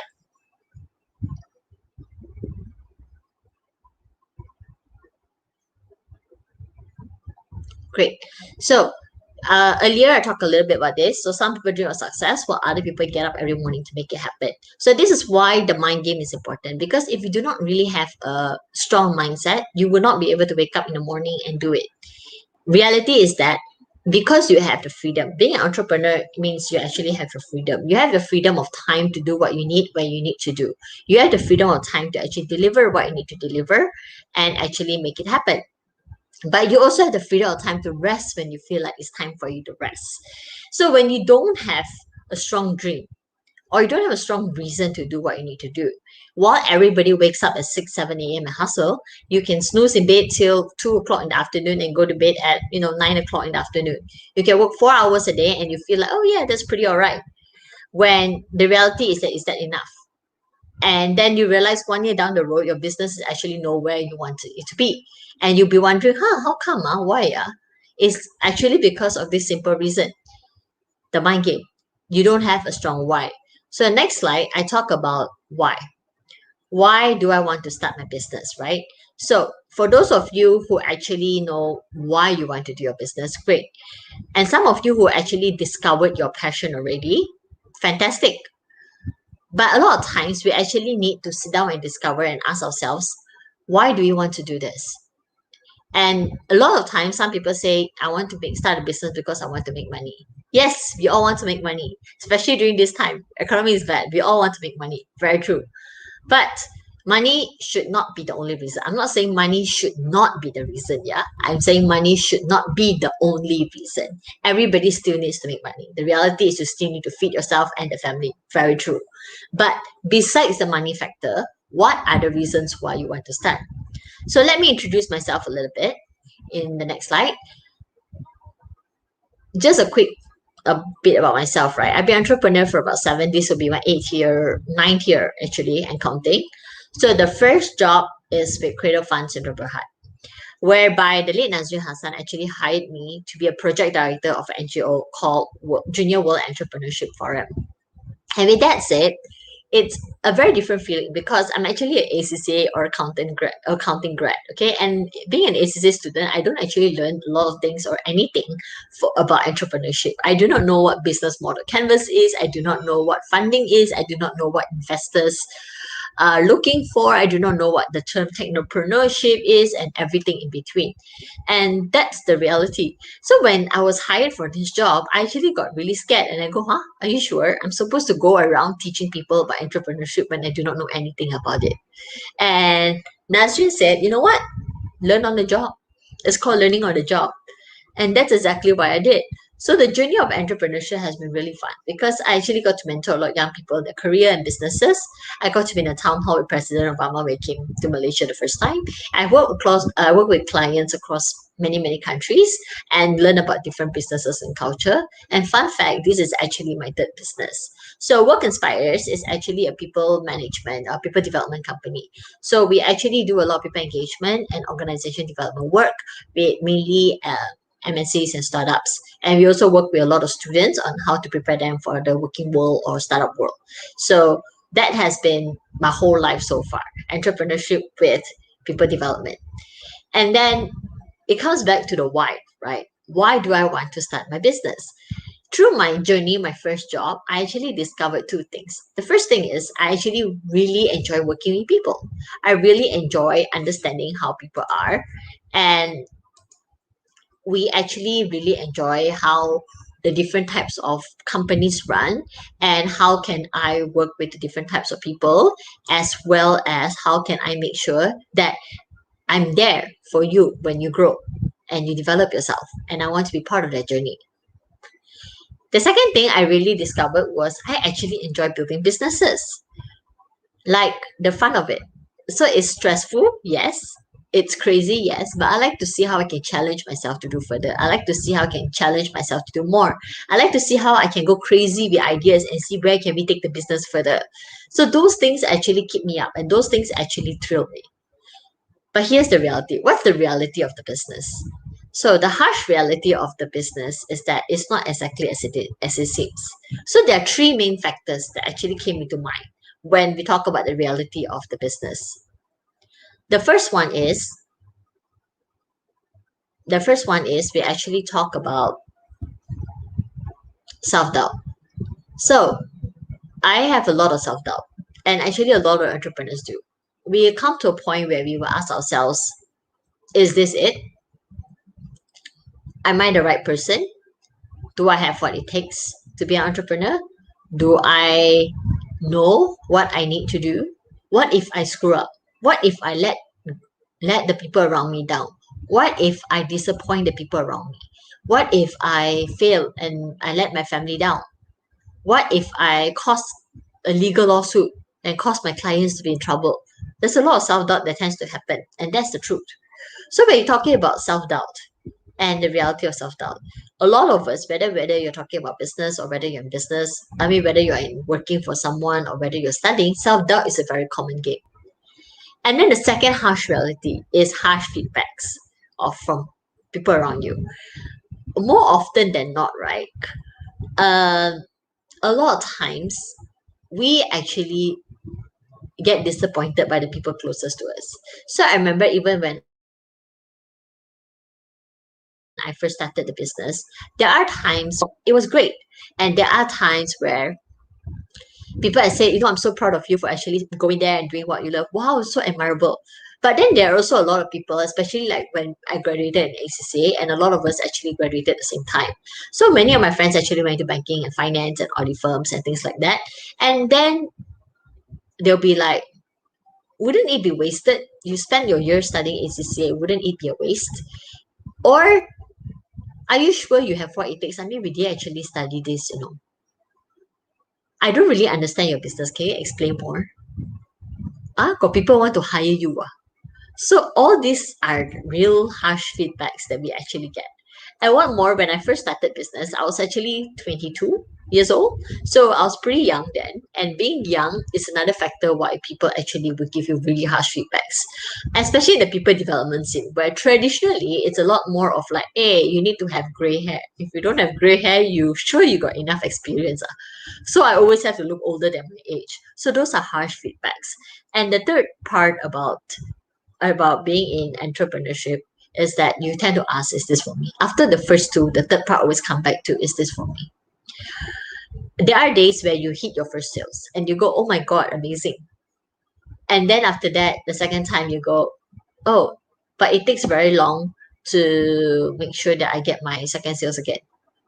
And then what about the third sales, the fourth sales, the fifth sales? And then you realize you're going to go quiet. Especially in our industry, we have silent periods. And then you really start to ask, is this for me? Are you doing this right? Do you have what it takes to move on? And I want to ask right now, right? If you are any one of you are actually going through this, maybe you can just ask. Put down there, I'm going through this, so that I know that you can relate to this. If you have not gone through this, or you're somebody who is aspiring to be, or you think that entrepreneurship is a very fun journey, this is the other reality of it that you might not know. It's very hard to go out there and actually talk to people and go, hey, can you please tell me the black side of reality, black side of entrepreneurship? Can you please tell me what's the dark side of things? Can you please tell me what's the failures that you've made? Not many people will share that, but we want you to know that entrepreneurship is fun and entrepreneurship is amazing and it's a wonderful journey, but be prepared for what's there to come. So when you are going through all this, what do you need to look out for, right? So the first thing that you need to look out for is that, are you sleeping well? Are you sleeping well? Because the first thing I realized, now you've noticed by now that I said this is my third business, and what happened to the first two? The first business, I've actually reached a point where I was pretty tired. So can we go to the next slide, please?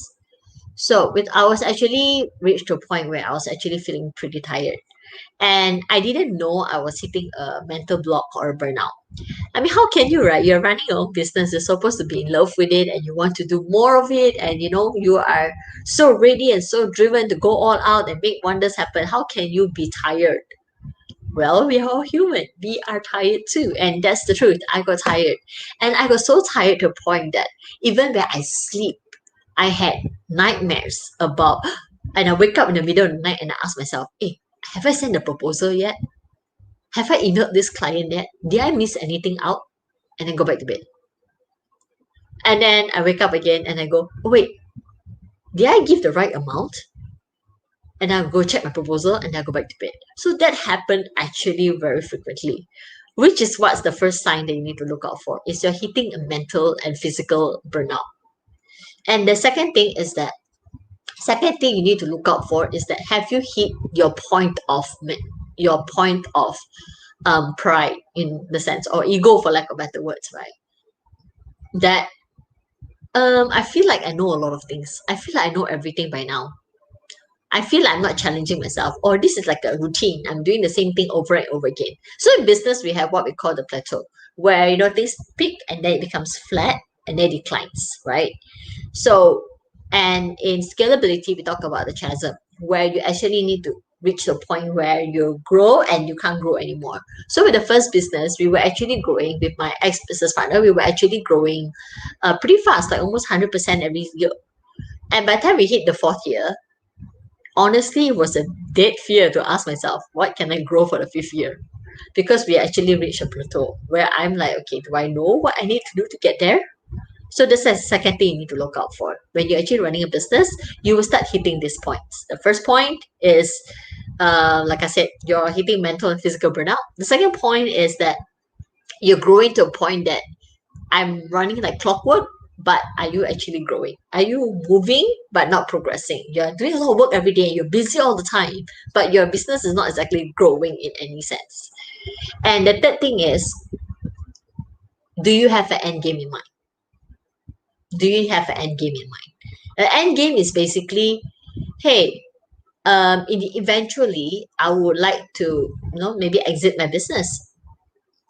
Eventually, I would want to step down like what Jeff Bezos just did from Amazon and let someone else succeed his place. Or eventually, I want to grow my business to hit a Fortune 500 level. I want to be listed on the stock market. So where do you want to be? And what do you want to do by then? And are you ready when that comes? Because a lot of times we start, but we don't have end game. It's like running a business is like going to a maze. When you play, we're young until now, maybe you have actually some maze game that you run when you start, and then you got to move, and then there's an exit. But at least you know where the exit is. But you start a business without knowing where the exit, that's the reality. You will actually keep running in that rat race and that maze, and you don't have an exit plan. So these are three things you actually need to look out for. And so when we talk about factors to succeed, right? What are my keys to success? Honestly, besides every other things that you would know. For example, like, getting the right clientele, selling the right products and services, making sure your business model is actually correct, making sure that you have enough time for making sure that you have enough plan or runway to ensure sustainability, making sure that your investors are happy. Besides all that, there are actually other three things that you might not know. So the first key thing that I would like to share is your mindset. So I remember running through a point where this is a part where I'm just going to share a bit more that's not in the slide, okay? So I remember running to a point where I honestly felt mentally exhausted, emotionally exhausted. When I exit my first business, I honestly actually felt that I may just don't want to do business anymore. I might just want to be an entrepreneur. I might just want to be an employee. I don't want to be an entrepreneur anymore. I want to go get a job and just earn a salary every single month and not worry about this, because you always be thinking, right? So when I was exiting my business, I was actually at the age of 27. And being at the age of 27, you're actually at the peak of your career, your life, whereby you either go into business and you stay there, or you actually go work for someone and climb up the corporate ladder. It's very hard to, this U-turn from that. I'm not saying it's not impossible. It's just difficult to, when you start a business and then grow until 35 and then hoping to get hired if things don't work out well, or go work for someone and then wait till you're 35, 40 only you start a business. So with all that, I had a lot of things to actually think about. So when I said that, the mindset part, I never knew how important the mindset until I reached to the point, honestly. When I reached to the point where I just go, oh my God, this is the juncture where I have to make a decision. And I was having conversations with my investors, and eventually they decided that it's best if I leave. And that's it. I left. And when I left, I actually took a 6 months gap and go, what do I do now? And I remember my clients actually emailing me and go, hey Mallory, we heard you left. Would you like to join our company instead? So I actually went for interview. You imagine how long it has been. I have never prepared a resume in my life. And suddenly I have to write on my resume again and actually go for interview all over again. And it was enlightening, but I realized one thing. Your mindset is very different when you're an employee versus an employer. So when you're actually an entrepreneur, your mindset runs in a very strategic way. When you're an employee, you tend to run in an operational execution way. So a lot of times we actually have companies telling us that, hey, I would like my employees to be a bit more entrepreneurial. They really meant that they want you to be more strategic thinking. So if you feel that I'm just an employee, I can't think like an entrepreneur, you're wrong. Because everything is actually here in the mind, and you can actually be very strategic when you move forward. So we're talking about your mindset at that point is to really ask yourself that, okay, what are some strengths that I have? And where can I invest more? Now, the second thing that I discovered about success is mentorship, right? With mentorship, it was insane because um, a lot of times we do not know the importance. We know that we need mentors in our life, different parts of our life to actually progress further. But we we don't know what type of mentor that we need. So I remember at that point, the kind of first mentor that I look out for was entrepreneurs that are going through tough times. So I actually went to message a lot of my entrepreneur friends, including like Chan Chow, who is the CEO of Faith, a co-founder of Faith as well. And I actually said, hey, can I buy you coffee? I'd like to talk to you about something really frank and honest. I talked to Azran, who is the founder of Mallory. And I actually shared like, okay, this is what I'm going through right now. What do you think I should do? And to my surprise, it's a lot more easy when you have a mentor that understands what you're going through and actually be able to give you ways to think. Remember, I said it's all about a mindset, right? It's not so much of Mallory, you should do this, Mallory, you should do that. No, it's more of Mallory, what do you think about this? Mallory, what are your thoughts about this? It got me thinking to a point that at the end, the right mentor will ask you the right question. So I'm going to share with you a question that I got, and I am so grateful for that one question. The question was, you said that you enjoy the thrill of starting a business. Remember the why? All about the why, right? The thrill of starting the business. So ask yourself again, why do you want to stop running businesses or build businesses when you enjoy the thrill of running a business? That's the first question. The second question he asked me was, you said you like to add value to people's life. You're in people development for a reason and you want to add value, which is great. Where else can you add value in people's life?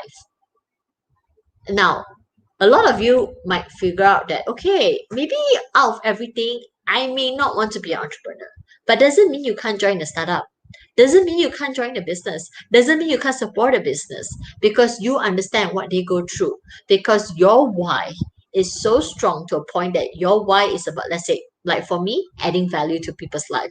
I can go into HR. I can go to work for somebody. I can go and help a startup. I can go join a startup and see where I can take their business further. So there are many ways I can do it.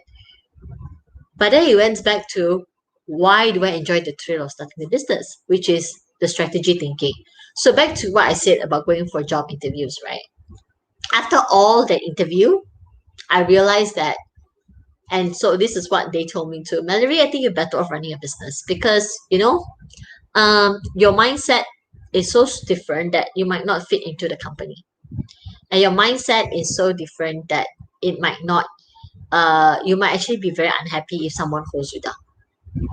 And which also leads to my third point about success, which is to move. Now, there will come to a time where all of us need to move, and changes is always happening. As you all know today, with all this, MCO on, extension, and everything happening in between, things will keep changing.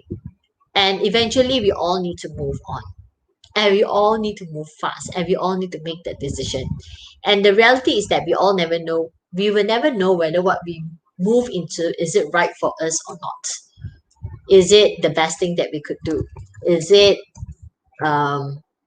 what's best for our family? I actually know a lot of family members, I mean a lot of friends who actually stop their business because of family reasons. Like, hey, they have 3 kids now. They actually want to spend more time at home. So they got a job, or they want more sustainable income, they got a job. And I've also known people who, after having kids, decided that they want to go into business because with that, they actually want to build something for their kids to have. Or they want to spend more time. They want to have the freedom of time to be at home. And for those of you who are not yet in business, but maybe thinking of being the business, or maybe thinking of starting a business, I would like to ask you is why? Why not start a business? What is stopping you from taking that step? This is the truth. When we all want to make that move, it's actually relatively difficult because you will have, like I said, remember that reality. First thing is self-doubt. What if I fail? What if it's not for me? What if it's everything? So I'm going to give you what a very conservative answer is, because I'm an accountant, right? So we take calculated risks. So we talk about taking calculated risks. The first thing is, ask yourself, what is your runway? If let's say you want to quit a job, I can tell you the truth is you're not going to make your first sales for at least 3 to 6 months. That's your really good already, okay? My first business with my partner, we actually didn't make our first sales until 8 months. I was like down to bare minimum of my savings. So we took that long. And then with the second business, worse, failed because I went into technology business that I'm not very familiar in. So that's where, where you want to move into things, what is the runway? Thankfully, I got a grant. So because of the grant, I went to start a business. But when it didn't happen, the business failed, I returned the money. That's it. So I didn't actually have a lot of liabilities on me. But the third business is, this time I'm actually more experienced. And I know what I have a certain brand already, and I know what clients and companies want. So when I started the third business, it still took about 6 months before we got our first sales. And that is with experience. So if you're somebody really new and your co-founder is also just as new, then ask yourself, do you have enough runway to sustain yourself, your family, before jumping into business? That's the first question. So that's a very conservative answer if it's asking for you whether it's now the right time or not. And secondly, if let's say you are thinking of stopping the business, ask yourself, can you adjust to what the new life going to be like? I stopped my business for 6 months, and honestly, it drove me nuts. The fact that I'm not busy actually drove me nuts. So I ended up mentoring a lot of people just to keep myself occupied. That's the truth. So the move is going to be difficult. But here's an analogy that you all can relate. It's like buying a new house. You will never know what happens to the house. How durable is it? Is there going to be any plumbing problem, piping problem until you actually live in it? So take that chance. Take the chance if you can and jump into something completely new and see how your life could change. So with that, before I move into the Q&A section, I would actually like to ask you a question. I'd like to give you a very important tip, which is one quote that I carry my whole life. So this quote was shared to me by my dad.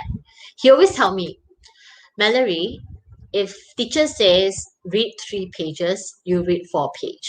If teacher says do 5 questions, you do 6 questions, because you always need to be putting one more effort to see a lot of difference.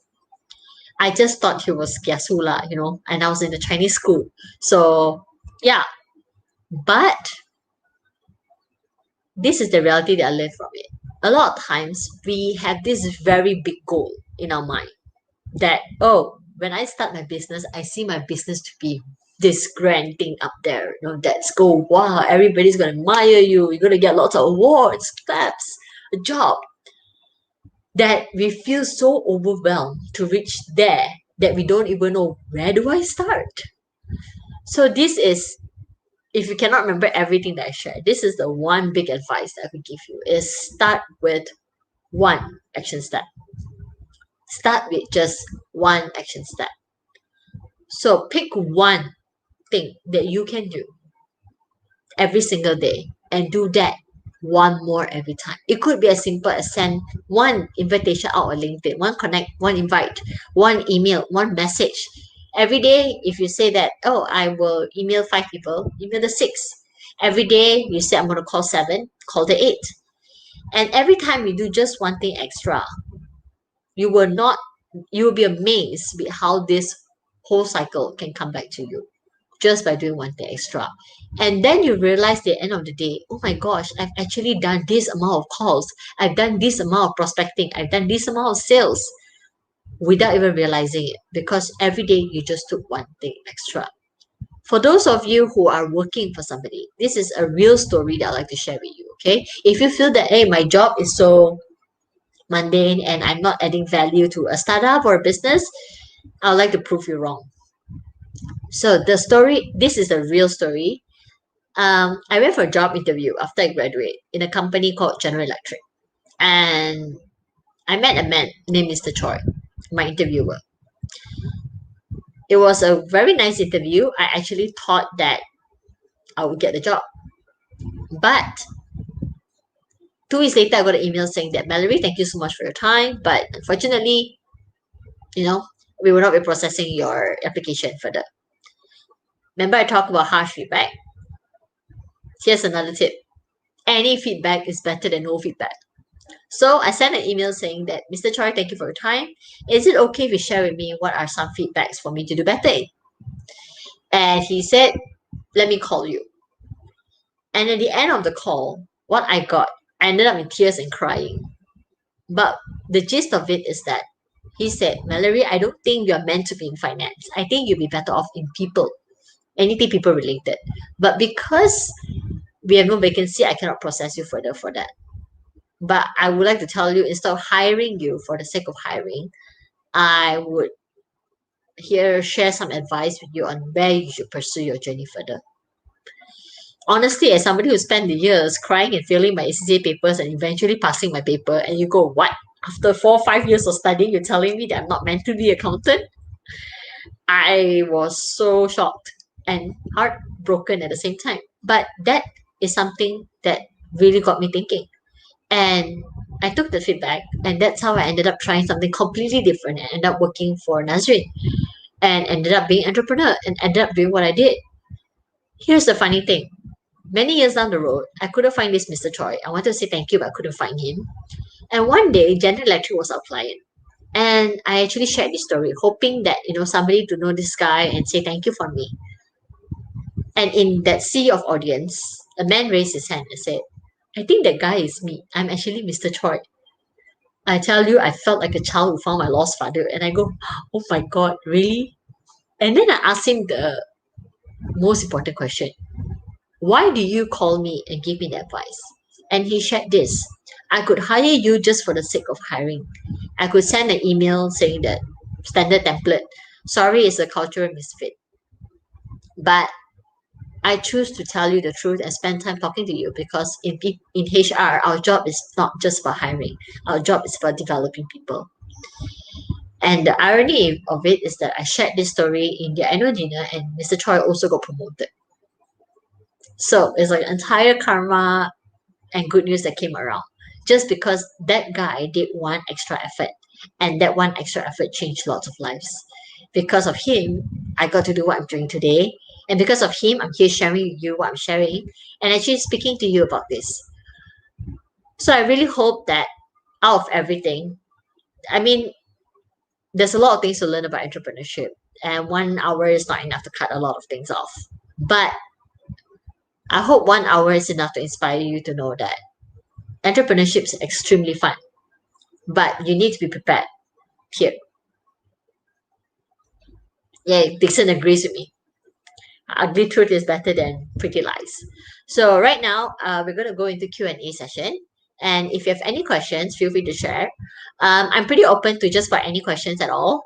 So I have nothing to, I'm open to share about anything. So if you have any questions at all, feel free to type and we can bring it out and share. And hopefully your questions will help someone else as well.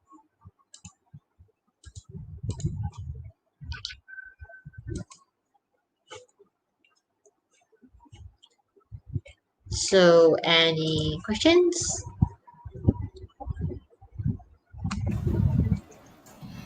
Hello, Mallory. Hi, Vivian. Thank you for sharing with us your journey, your experience in this entrepreneurship journey. Thank you so much for having me. It's been really, really fun. Okay, so guys, if you have any questions right now, it's Q&A as what Mallory also mentioned. It's Q&A for all of you. I think today we actually have got an ample of time for Q&A, so shoot your questions up, okay? But Dixon, try not to shoot too far. Don't go all the way to the stars, yeah. Yeah, I mean like that though. I always tell it to my team, when we set our sales target for the year, hey, shoot as far as you can. But realistically, because you tend to scare yourself with such a high goal. Yes, I think sometimes I tend to plan my goals too far, and then it's like, can I actually achieve it? I'll come back to reality again and like try to adjust it back again.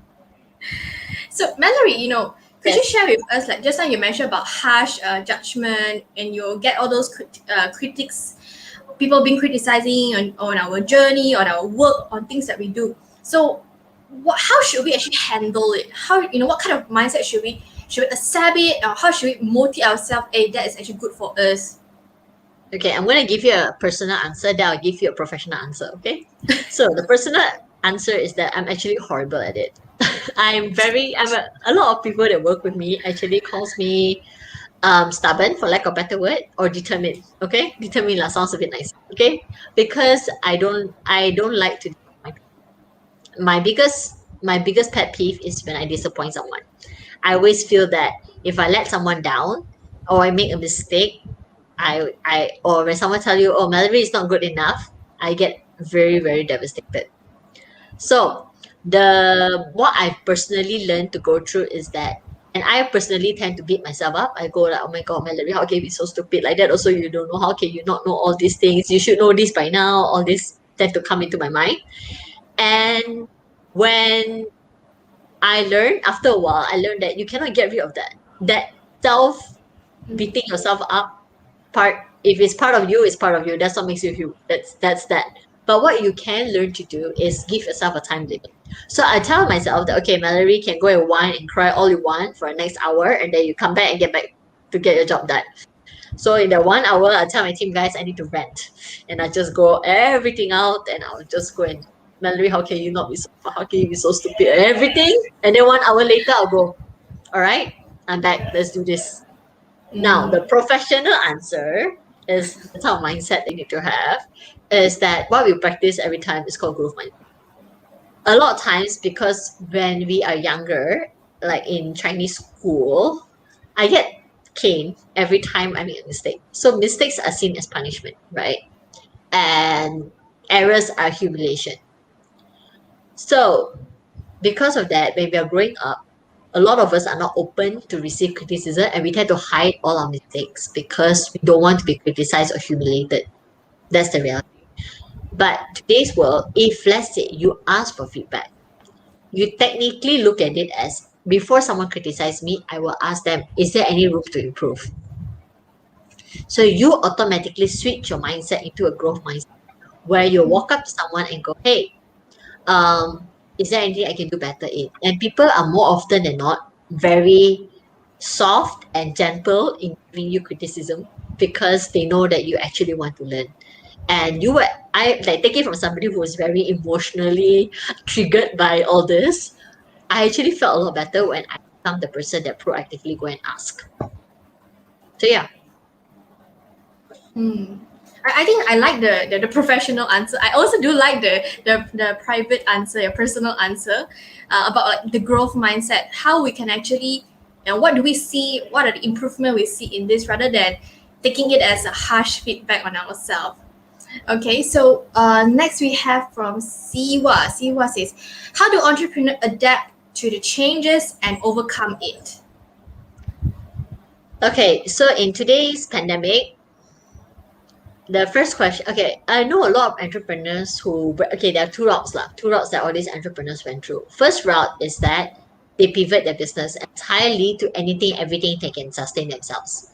So I'd like to take you back to your why. Go back to your why, right? Why do you start the business? And then I talk about the calculative risk, the conservative part of you that goes like, okay, is this something that I've enough runway for? Let's say you're hitting the point where you don't have enough salary to feed yourself and your team, then yes, by all means, the focus should be how can I keep my team alive and really pivot and do whatever you need to do to earn money. Even if it's against your standard business model or your standard business products and services, do whatever you need to get it done.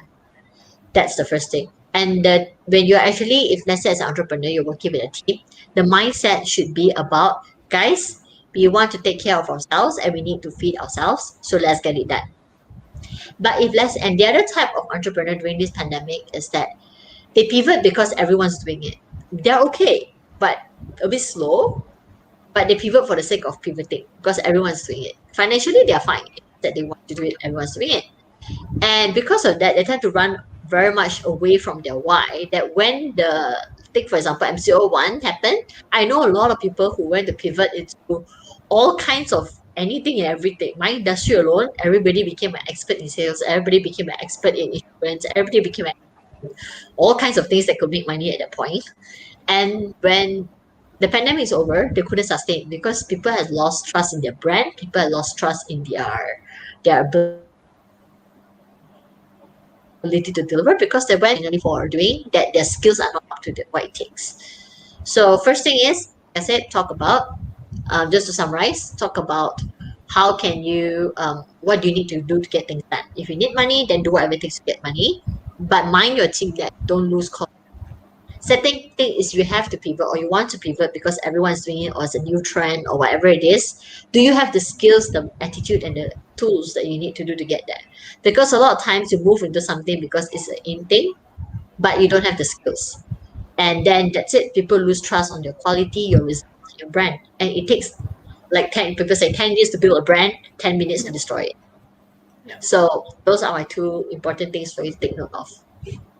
Okay, thank you, Siswa. I hope you managed to get that. And next from Dixon, did you deal with backlash from your close friends or family when you decided to venture into business that weren't on the same page as the higher education you took? Yes, the reality of it, definitely yes. In fact, when my first job wasn't in the financial institution or audit firm, I already had my first backlash by a very concerned mother. So my mother was very concerned about me that I would not have what it takes to sustain and I'll be end up suffering and things like that. So it took a lot to convince her to support me on this, and thankfully she does now, and my family does now. But how do I deal with it? This is something that I did, and I hope all of you could learn. And it has helped many students going through this as well. I came up with a business model, like legit. I came up with a business plan on when I took my first job in my 1 year contract. What are some things I plan to do and achieve? And if I don't achieve all this by then, or earn how much by then, or close amount of sales by then, I will quit this and go and do whatever I need to do. And that was the agreement. So I actually did. And when they see that, a lot of times the backlash is because of concerns. They're just worried that more often than not, especially family members, they're worried that, you wasted your time and effort and they don't want to see you suffering. That's all. More often than not, it's like that. So if you can show them that you've thought about things in every possible way and you know what you need to do and you're working hard to get there, then you can't say that I know what I'm doing and then go and play game 8 hours a day lah. So you know what you need to do to get there in that sense. In terms of backlash from people in general, like friends who are, sometimes I don't see them often and we call them background noises. Um, I tend to just ignore them. Eventually, I ignore them.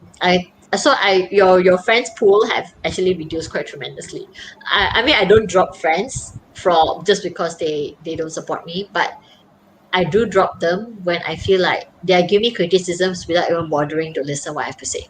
It's like saying for the sake of saying. Then end of the day, you ask them, is it worth keeping such people in your life? Thank you for sharing. Okay, we have another one from Ziwa again. How do you express your feelings and thoughts when people doubt or judge you? I think this is kind of similar again with Dixon's question, but let's see what do you have any other thoughts on this? In terms of expressing my thoughts on doubts, right? Honestly, I have tried when I first started. I have tried sharing back about, hey, why do you have such criticisms about it? What is there? Especially, I mean, like especially with people I care about, like my family. I want to know what are the underlying reasons about such thing. So that's where I know that it's about worries and about concerns and about what are they fear about and things like that. So by actually talking about that, I learned to address those fears, those difficult fears. But I think the harder part is to maintain a composed emotion while talking about such things. It's very difficult to have that when you are, receiving criticisms. You put on a smile and go, sure, yes, good. So that's that. And secondly, if you talk about, okay, I'll talk about it on a business perspective, right? Let's say, remember I was talking about when you're young and you start a business, a lot of people tend to think you don't have enough experience. So I walk into every meeting preparing that. This is, they're going to have this kind of doubts and they're going to have this type of questions for me. So these are my answers, my bullets. But more importantly is the choice of words that come off your mouth. If let's say you're meeting with top management and the top management gives you, hey, you sure you know what you're doing? I mean, not to doubt you, but you're very young. Our people are very used to senior people. You sure you know what you're doing? If you answer in a way that seems like you are questioning why they're asking you such thing, then you will not get the respect. So I earn respect by sincerely adding value, showing that I can deliver the results that they want me to deliver. And even if any question they shoot at me, also I prepare with a smile on how the best I can answer. But the key thing is I always tell them, for my industry at least, I always tell them that that's why we want to have this discussion with you, because you know your people best. So how can we work together on this? So when I've turned it around that way, it becomes a collaboration rather than I hiring you to do the work. So that way they have the hostility part has gone down quite a fair bit. But I think the good news is over the years, especially today, there are a lot of companies actually supporting startups, especially during this pandemic. So it's an opportunity for many startups because they understand times are tough. They are doing their best to support you. So take the time to actually harness good relationships with all the people that you're working with, so that support system is. So you mentioned about gaining the respect from people in the industry. Could you share with us a little bit more, especially for the younger entrepreneurs out there, if they are aspired to start a business, but yet they don't know how to deal with people who are older than them? How should they gain respect? Could you add a little bit more here? I think the first thing is the why. Like I said, right? If you a lot of young people I know started their why with, I want to make money. That's the first thing they will flush the respect out the window. They go, so you're one of those people.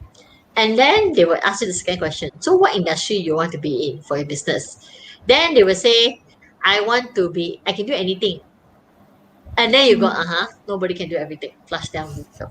So those are things that you are saying deliberately for people to lose respect of you. So go back to the why, what, how, like what Lisa mentioned, right? Why you're doing it, what are you doing, and how are you going to do it? When you have a very clear answer of that, people actually see you're pretty serious. And secondly, start talking to mentors. So don't go and let's say you want me to mentor you, right? I have two types of people who come to me for mentorship. One that says, Mallory, I'm aspiring to be an entrepreneur. Can you be my mentor? And then I'll go, okay, that's good. Can you tell me more about business? Isn't that what a mentor is for? That's a literal answer that I had. That's not what mentorship does. Okay, we want you to put in the work and then we are here to support.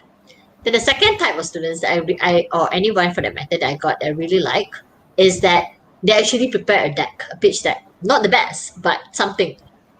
Mallory, is it okay if we take some time to share with you a bit of our business model and we would love to hear your feedback. And if it's all right with you and you feel it's something that add value in, we would love to have yours. The fact that you prepare a pitch deck, I'm already like, okay, sure, I'll listen to you because I see that you put in effort, right? So when you're actually dealing with anybody, everybody, even investors, especially investors, please don't go in there becoming Malaysian call it ting kosong. So in other words, like you make a lot of noise but you have no content.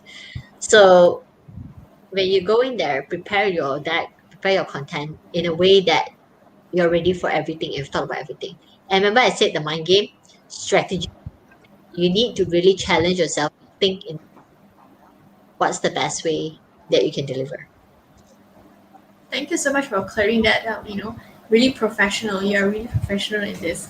The way how you actually guide us on how to deal with people who are actually more experienced with us. I think it's a very clear way. You must actually do your preparation. You must put in some effort in that. Okay, point taken here. So next question we have from Jajun. What's the thought of doing it all yourself from the start of the journey of entrepreneurship versus delegate and hiring the team? And as founders, we focus on direction and planning instead, the bigger thing in business. That's a very, very good question, Jajun, actually. There are a lot of times we say founders are janitors in the organization. We do everything and anything under the sun. That's true. Because if you do not know your business inside out, you cannot really know who you need to hire and what you need to do to deliver. Now, in terms of at the start of the entrepreneurship journey, my question is always, are you equipped with everything you need to have to start the business and what's lacking? So think for example, if let's say I'm going to go into a tech business, right? I do not have any tech background or tech knowledge. So the question always comes back to outsourcing versus hiring a team for it. If I hire a team, I'll need to lead the team. Do I have the knowledge to lead the team? In tech business, when I don't have the ability to even know tech, that would lead to outsourcing. So same thing like secondly it's about, do you have the finances to do so in getting the people you need to get? Because good talents don't always come cheap. That's the price you need to pay for it, right? And thirdly, do you need to strategize that much at the start of the business? Because at the start of the business, a lot of times our strategy, you do not need to plan like 10, 15 years ahead, and you do not need to plan pivoting that much. You do not need to plan execution that much. You just really need to think the next 3 months, is this right? Not change. If not change, it's not change. So with that said, it's sometimes a lot easier for you to just have a very small team, 2 to 3 people, and then just roll things with changes faster, especially the first 2 years. Because when you have such a big team, when you want to make certain changes, it's going to take a lot more longer than you expect.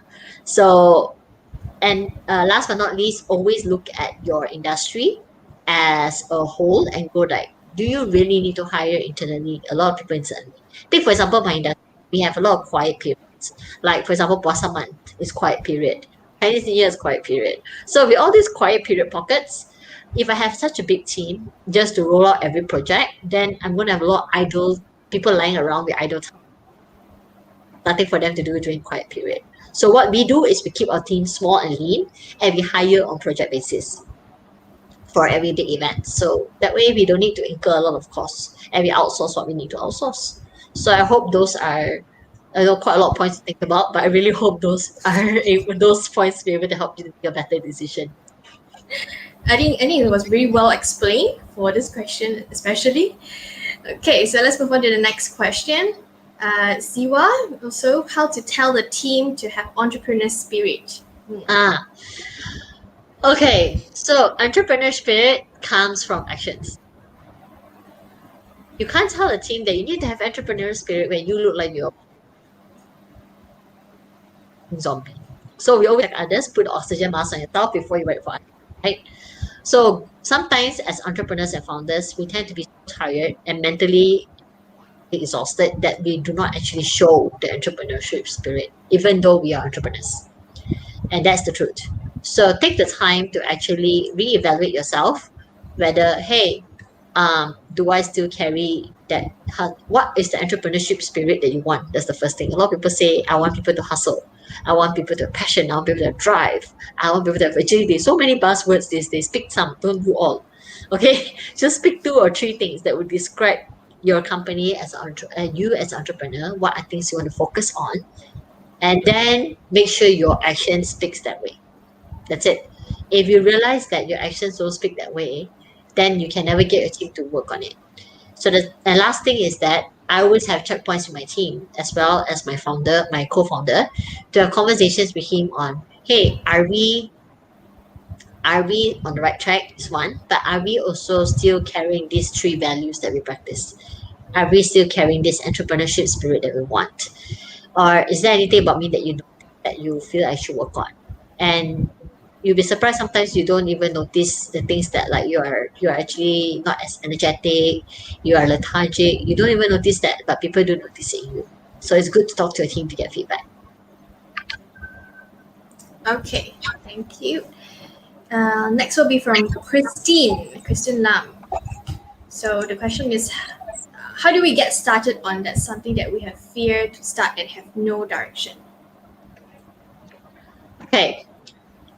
I'm going to give you a very safe answer, Christine. The first thing is, what is that fear? Why is that fear? Okay. And because usually, right, when it comes to business plan and coming up with business model, there are many templates available, like business model can. It's like a very simple thing. You at least know where to start moving your business and what are some areas to think about. But we always say we are not sure or we don't know is because of that fear. So the first question I would ask you is, why do you have such fear? And what is that fear about? Is the fear tangible or intangible, solvable or not? Let's say, for example, the fear is, I do not know if my business model is correct. I don't know whether what I'm planning is correct or it's all over the place. Then, very simple. Once you're done with the draft, get a mentor to review it. Done. But if let's say your fear is something that is intangible internally, like fear of lack of knowledge, fear of low confidence, fear of failure in those things, then our conservative answer wise, fear of lack of knowledge, start reading, but give yourself a time limit. A lot of people I know says, I want to be a business owner, entrepreneur next year. I'm going to start learning this year. 20,000 conference later, haven't started anything yet. They can go to 101 hackathons with great ideas, still nothing yet. So fear of knowledge can also be a bad thing because you're so scared you keep learning that you never stop learning. It's like going for an exam. 5 minutes before the exam, you open a book, you realize there's still something you don't know. So don't open the book. Just go to the exam. That's the first fear. Secondly, fear of failure or confidence. Then have somebody with you to give you that confidence boost. Like myself, I cannot start a business without a co-founder because I tend to have a lot of self-doubt at the beginning. So my co-founder is like my best support system in this case. He's like there taking all the negativity and regurgitating positivity to me. So he's amazing in that area. So kudos to you, Asfa. Thank you so much. So that is that what I mean by if you have that fear of confidence, have somebody with you. And last but not least, if you have the fear of failure, go back to calculate a runway. If you fail this time, how much will it cost you? And will it be that bad after all? Or will it not be? I hope that gives you some clarity of overcoming your fear. Once you have that sorted, direction will come a lot more easier. Okay. Yeah, I think it's really well explained here, very clear as well. So next, let's have Dixon. Do you have any? Do you have a high employee turnover rate? If no, advice on how to keep a team intact and aligned. Okay, thank you, Dixon. My team is too lean to have a high turnover rate. If it's high turnover, something's wrong somewhere. But thankfully, no. But we do work with a lot of companies that has a lot of high turnover rate. So this is what I can tell you. I can tell you what went wrong. Okay, what went wrong is often when you join a company, it's like going on your date. Okay, it's like going to a date, and then you realize that, oh, this guy or girl is not what it seems. After a while you go like, okay, I'm losing interest, and then that's it, you ghosted them. Exactly the same if we're talking about keeping your team intact. Everybody joins the company with a certain expectations. You have expectations on them, they have an expectations of you. After a while, when expectations are misaligned, that's where breakup happens. Same like friend girlfriend, husband, wife, anything, friendship for that matter. Same exact concept. So how do you ensure any relationship works? Is constant open communication and transparency. So always have that conversation to make sure that expectations, and please don't be that, mind reader boyfriend girlfriend thing. I expect my girlfriend to know, I expect my boyfriend to know this, I expect my wife, my husband to know this. Don't do that. Tell them. Please tell them what do you expect of them. I want everybody that joins me, I tell them, okay, Mallory on a good day is like that. Mallory on a nightmare day will turn out to be like that. But nothing personal, it's just me. Okay? So I will not doesn't mean I hate you personally. It's just work, nothing personal. We can have drinks after and all fun and joy. I also tell them that, hey, when you join a company like this is the truth. We're always on the go. We are a lot of changes. We are sometimes we are idle and not doing much. Don't feel like you're lost and disconnected. This is part of it. So this is the reality. I always tell them that. And I always ask them, what do you want to get out of this? Even if you're intern, what do you want to get out of this? Skills you want to learn, things you want to improve, opportunities you want. And as a founder, you have to make sure they deliver it. You deliver it. If you say that I can help you in this area, make sure you deliver them. Then your relationship will be happy, and eventually it will lead to marriage and lots of babies. I like your metaphor here, how you relate business with relationship. And even It's very true, okay? It's very, very true. Okay. Yeah. So speaking about that, thinking about team, I'm sure you need some advice if people who do not know how to take care of a team, how to get team. So you mentioned about mentoring as well in your slides. So is there any advice on how should we get a suitable mentor for ourselves? Okay, it's a very good question actually. When your business is growing, you might have some people coming to you that say, I want to be a mentor. I see opportunity. But it goes back to what type of person you are, the values that you carry, and the type of working style you want in a mentor. For example, right, are you okay with someone holding your hands and say that, okay, this is where you should go, follow me? Or are you somebody that says, no, let me try first, knock the wall a few times, and then only I'll come to you? Or please let me think and teach me how to grow, not just feed me.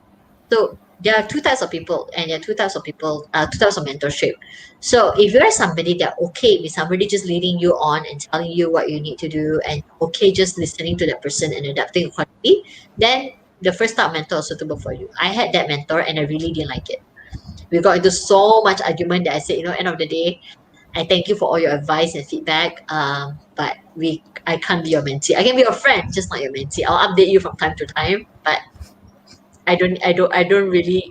your advice will never, definitely not. Secondly is you must understand your values.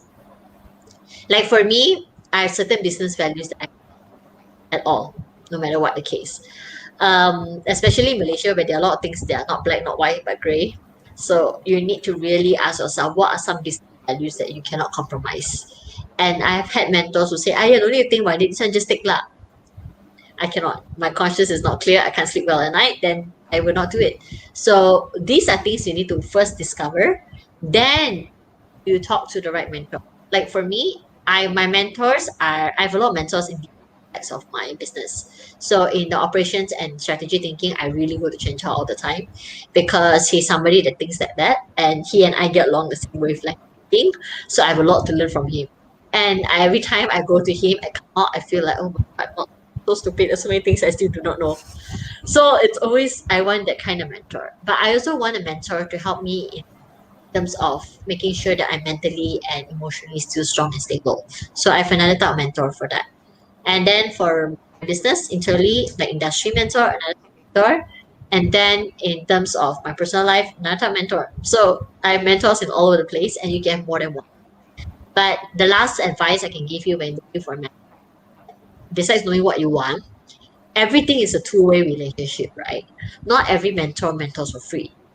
So it's not always about monetary, but in like people actually get frustrated. I get frustrated when I spend a lot of time mentoring and giving you advice and sitting down and giving you suggestions. And then end of the day, you don't get back to me whether what you did. You don't get to me back to me about the action. And then I see 6 months from now you're asking me the same question again. So take action. Be prepared when you seek for mentorship, you take action and you better take action. Because if not, they will just give up on you. Especially when it's not paying, as a non-paying mentorship. Okay, noted on that. So, wow, you can actually have more than one mentor. Yes, because every mentor covers different strengths. Like, like hiring a team, right? You are good at this, she's good at this, he's good at that, and we all together make like a Power Rangers team. I don't know why Power Rangers came out, but yeah. It's just something that came out of mine. But same with mentorship. Every mentor has different strength, and not all mentor always see eye to eye with each other. I've had one mentor that actually got a bit upset that I seek mentorship from another person, and then didn't want to mentor me anymore. So yeah, you must be. We are all human, right? So there are people that tends to get sensitive on different areas. So you just need to be okay with that. End of the day. Thank you for that. All right, I guess that's about it for our questions here from the floor as well. So, Mallory, is there any last word, any advice, last piece of advice you want to share with us? Okay, I think when it comes to entrepreneurship and the mind game per se, whether you're in working or you're in business whatsoever, don't be too hard on yourself, really. You don't see Miss Positivity every single day. There are a lot of days where I just cry and I feel very upset and I just sit down and I go, really, why? It's okay, you're human too. But don't be afraid to talk to somebody about it, and don't be afraid to define your own life about it. Give yourself a chance to do your own mind map, discover who you are, and live for yourself. So that's my main advice. Yeah. And Thank can you I so much. share just one quick thing? To Yeah, sure. all the audience listening, we actually also launch our podcast today, later today, and the topic is actually about success for the first topic. So since a lot of people are actually talking about entrepreneurship and what means to be success, we will come hand in hand. I figured this is something that you will find it useful, and it's just 15 minutes, so you can just get it on Spotify. Hello. Could you share with us what is the name of the title of the Yeah, podcast? the podcast you can get it on Work Inspires Podcast. Literally says Work Inspires Podcast. The title is What is Success to You? Okay, what is success to you? Work Inspires Podcast. All right. Yeah. Thank you so much, Mallory, for sharing that with us, and of course for sharing your journey here with us as well, and some of the tips. So once again, thank you so much, Mallory, for coming over to 100x Entrepreneur Summit. It's a pleasure to have you here with us. Thank you for having me, and hope to see you soon. Stay safe, guys. Bye. You Bye.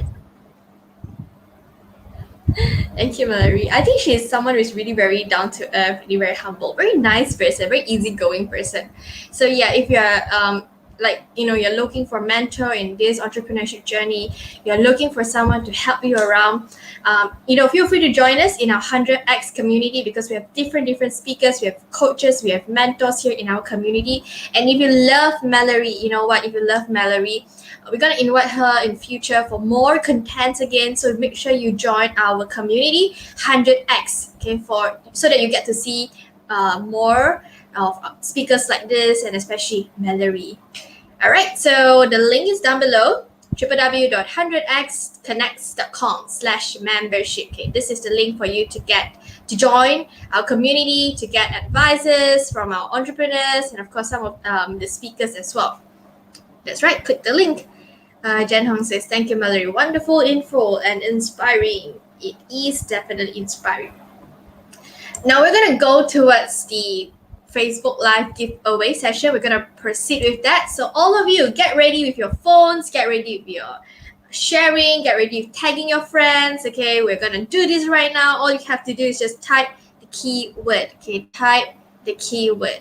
Now, what I like about Mallory sharing early on, she actually mentioned about mindset, mentor, and move, right? Move. So let's make the first keyword as mindset. Okay, the first keyword will be mindset. So all of you type mindset down below in the comment box and you stand a chance to win a 30 ringgit Shopee cash voucher. Okay, so all you have to do is just do that, right? Okay. Come on, guys, let's do this right now. Just type mindset. Okay, mindset at the comment box below. And we're gonna give away 30 ringgit Shopee cash voucher to all of you. Indeed, experiential, yes. So make sure you guys join us. Elaine, have you joined our community? Okay. No, what about Jen Hong? What about Nora? What about Dixon? What about Leslie? Have you guys joined our community? I think Leslie has joined. So yes, have you guys joined this amazing community here so that you guys get to be aligned together with entrepreneurs like this, like same mindset entrepreneurs, like-minded people.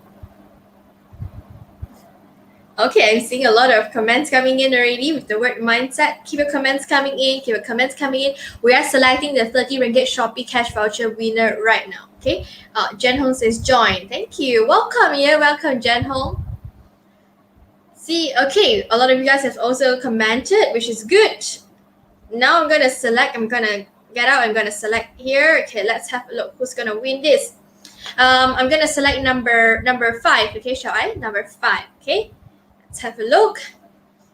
1, 2, 3, 4, 5. Nora Sikin. Congratulations to you, Nora.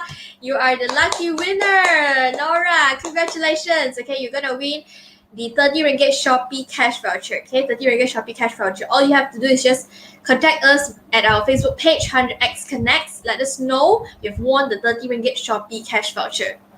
Okay, second keyword, second keyword right now is mentor. Okay, mentor. Because Melanie has also mentioned something about mentor. So everyone type mentor right now. Type mentor in the comment box below. Come on, guys, let's do this. Mentor. The first one was Nora. So Nora, congratulations to you. Second one, let's see who's gonna win the 30 ringgit Shopee cash voucher. Second is the second winner. We're giving away same thing, Shopee cash voucher, 30 ringgit. So make sure you have shared, make sure you have tagged your friends, make sure you have liked our Facebook page and of course our Facebook Live as well. Okay, mentor, everyone. Right, make sure you have shared, make sure you have shared this. I want to see the word sharer on top of your name. Okay, I want to see the word sharer. All right, keep your comments coming in. Let me have a look. Okay, we have a fair bit of numbers of comments right now. Okay, let me come in again. I'm going to select number 10. Okay, this time let's select number 10. So 1, 2, 3, 4, 5, 6, 7, 8, 9. And the winner is Dixon! Dixon, congratulations to you, Dixon. You have won yourself a 30 ringgit Shopee cash voucher. Okay, the last one for this first session, the last 30 ringgit Shopee cash voucher. Let's see who's gonna win that. The keyword will be move, M-O-V-E, move. You've got to take action. You've got to move. Finally winning something after 10 days. Congratulations to you, Dixon. Thank you so much for joining for the past 9 days, of course today as well. I'm so happy for you, Dixon. Now you get the 30 ringgit Shopee cash voucher. All right, everyone, just type move right now. Type MOVE. Type move, move, move. Come on, everyone, type move right now in the comment box below. Type MOVE. Keep your comments coming in. Okay, it's about taking action. So have you guys started taking action right now? If not, if you need someone to guide you on that, we are also having a 100 days 100x startup challenge. Okay, this is actually a very good challenge for people who do not know what to do. You do not know how to set your direction, your business canva.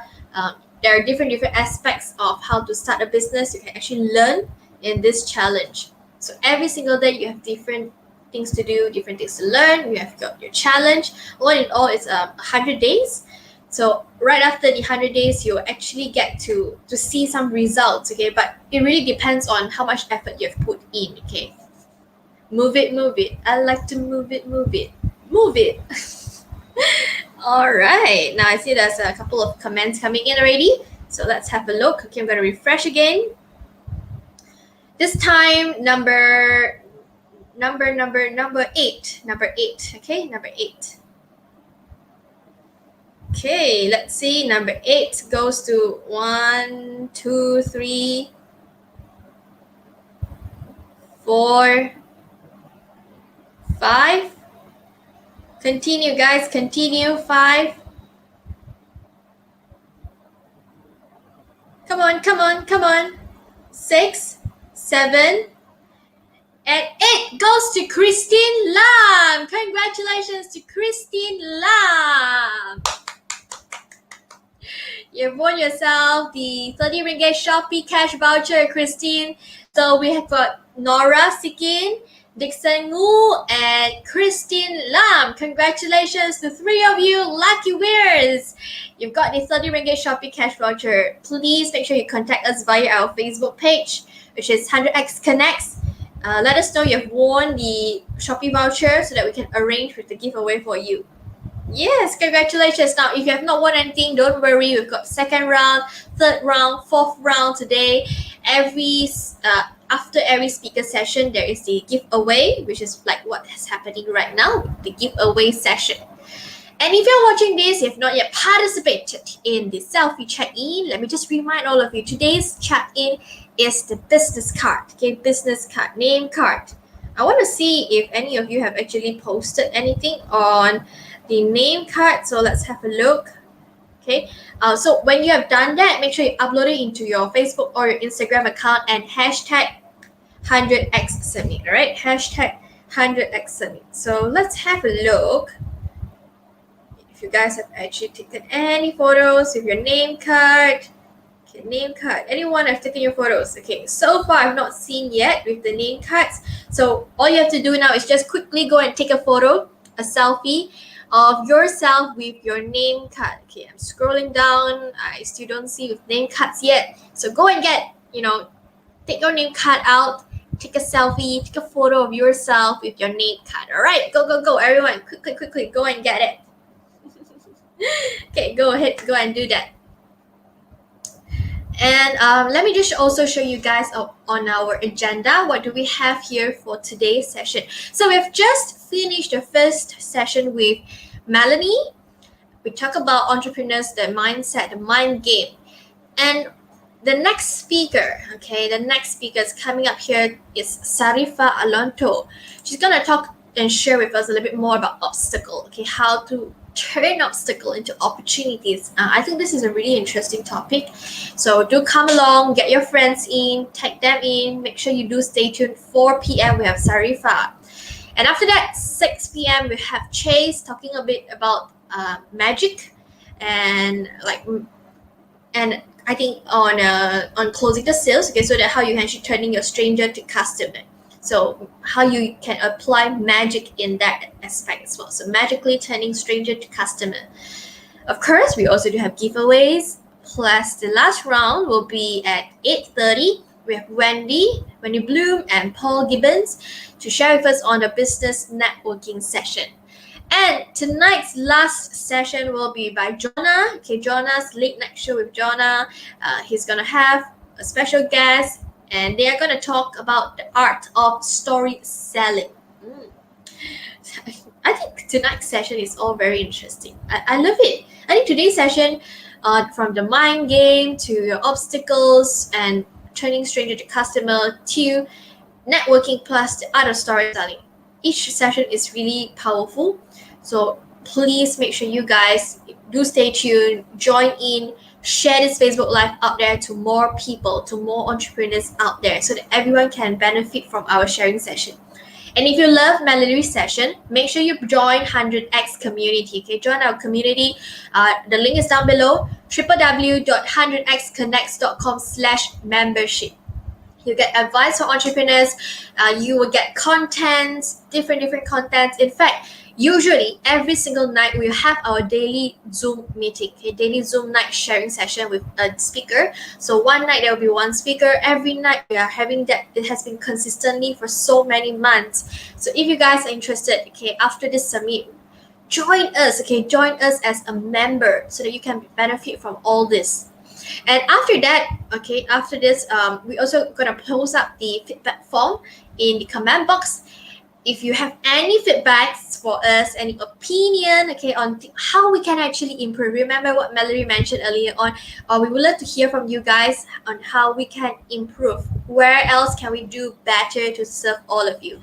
So let us know your feedback in our feedback form. Okay, we're gonna post it up at the comment box. Let us know where have you done well, where are the things that we should improve, where can we do better as well. Okay, so that's it for our check-in for all of you. Now I think that our co-founders are ready. Okay, our co-founders are ready to join us here again. So ladies and gentlemen, the next session here, it will be with our co-founder. If you guys want to know about a co-founder, you want to know about the sharing session, okay, of what we have from a 100x community. What is this community about? Okay, you have to come in here, listen from our co-founder. Okay, please listen from our co-founder. Is our co-founder ready? Back end team, can you let me know? Is our co-founder ready? All right. Okay, co-founder is ready. So, ladies and gentlemen, please join me to welcome our co-founder. Let's get them into our Facebook Live right now. How are you? Thank you so much, everyone. Hi, Summit Warriors. How are you doing today? Did you enjoy the previous session? Did you learn something? Did you get any values today? So now it's 3:30 and it's intermission. And this intermission at 3:30, we're talking about hobbies. Hobbies turn to career or hobbies turn to side hustle. So today we have a friend in our 100x community. Her name is Tian or Dian, whichever. I asked her just now. Whichever you want to call her, she's fine. But if it's Dian, I think she owns a cafe in Kampong. So when we know her that time, she was like, "Oh, come over." She's very she loved coffee a lot. She said, "Oh, if you like coffee, do come to my cafe, and we have a talk over coffee." And yeah, so today, since we are talking about hobbies, and I know that she loves coffee, that's why I thought of, okay, we shall call Dian up today and talk about coffee passion. So yeah, can we bring Dian up already? Is Dian already at the background? Hi, Dian. Hello. Hi guys. Hi. Hello. You hear me? Yes, I can. So I heard that you're going to show us how to grow some coffee from the mug. Yeah. Okay, alright. So perhaps let me start asking you some question. Alright, are you okay with it? Of course. So I don't know about you. I only start drinking coffee like really recent. I think about Chinese New Year's yeah, about there when I visited France. I thought like, wow, everyone drink a shot of coffee. Everyone drink a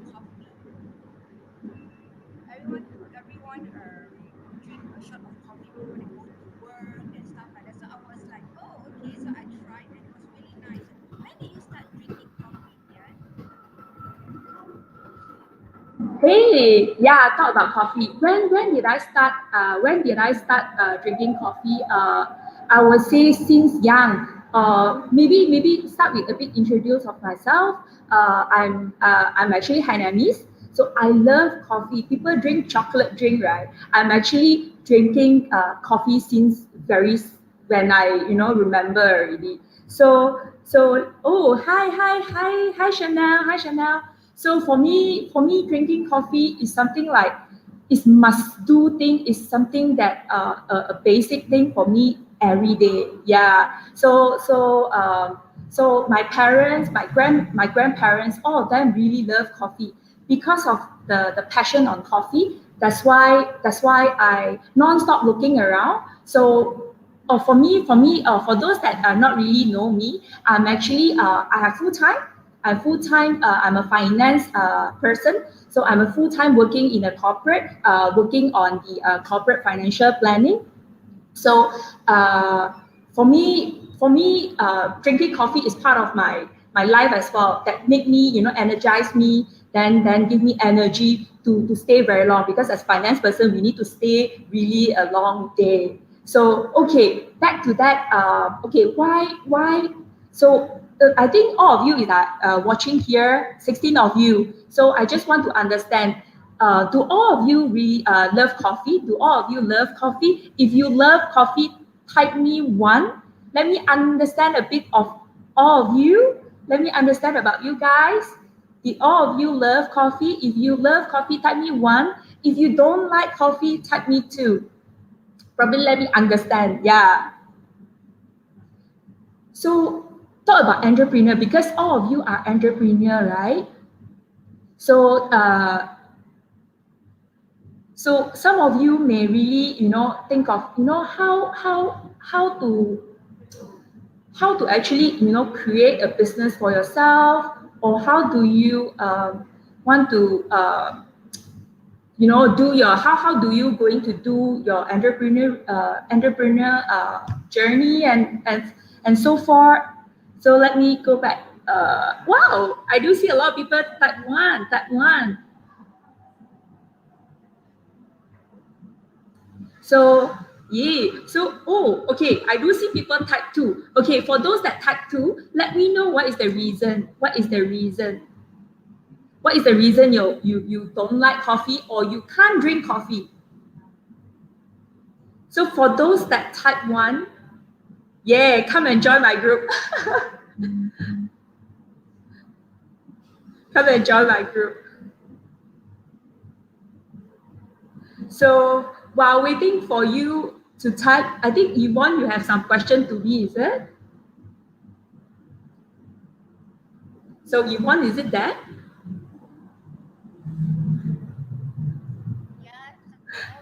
Hey, we have some question to while waiting for them to type, right? Yeah. Why they like or why they don't like coffee? So I think you have some question to throw me, is it? Yes. I know you work full time as well, and your side hustle is actually you started a cafe. Was the cafe started off the passion for food or the passion for coffee? Of course, coffee. You already asked me about, of course, coffee. but basically, but basically, it's actually both. Coffee is something that, as just now I already intro a bit of myself. Coffee is actually already like embedded into, my, I would say, together with my blood already.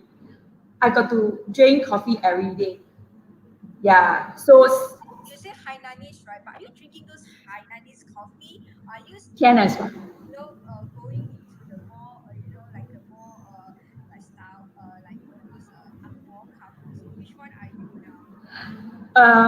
I would say I drink everything, but of course, when I start drinking coffee together with my parents and grandparents, right? So I would definitely go for Hainanese coffee, go for the traditional style.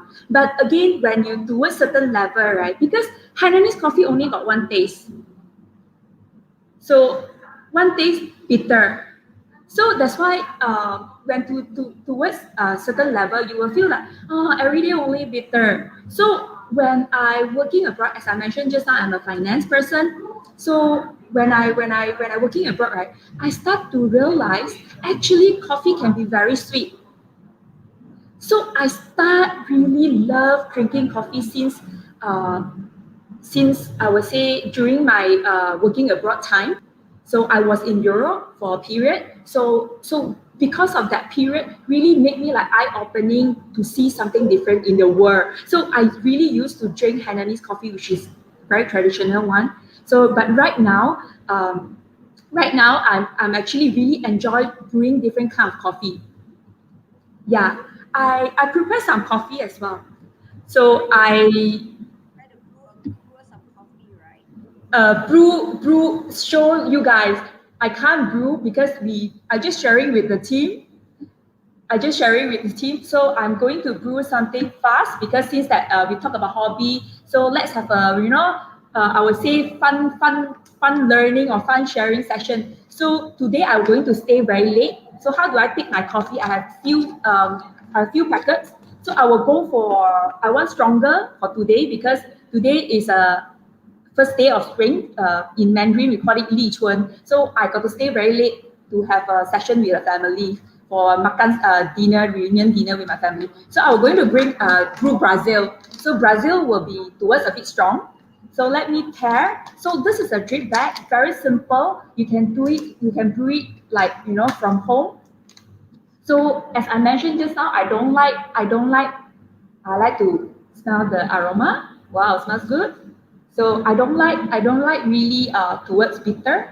So for those that don't like bitter, for those that you feel that your coffee is very bitter, you can actually brew the way that I'm actually going to show you. So I will going to use 90 degrees. The water temperature I'm going to use 90 degrees. So for drip bag, right? Talk about coffee brewing, I can actually talk many hours. So let's make it simple. Let's do a simple brewing. So I'm going to brew because we don't know the grind size. So I'm going to brew like uh, a gentle brew using 90 degrees. So I like good body. I like stronger. I like thick body. So if you drink wine, we call it like full body kind. So for me, for drink bag, right, I will like pour full, pour full on the back. So I will pour two full time and the other one is actually half. So that one you can actually extract the thicker body. So for those that really like to drink towards sweetness, okay. So just now I said I use 90 degree, right? I will leave my kettle for a while to lower down the temperature.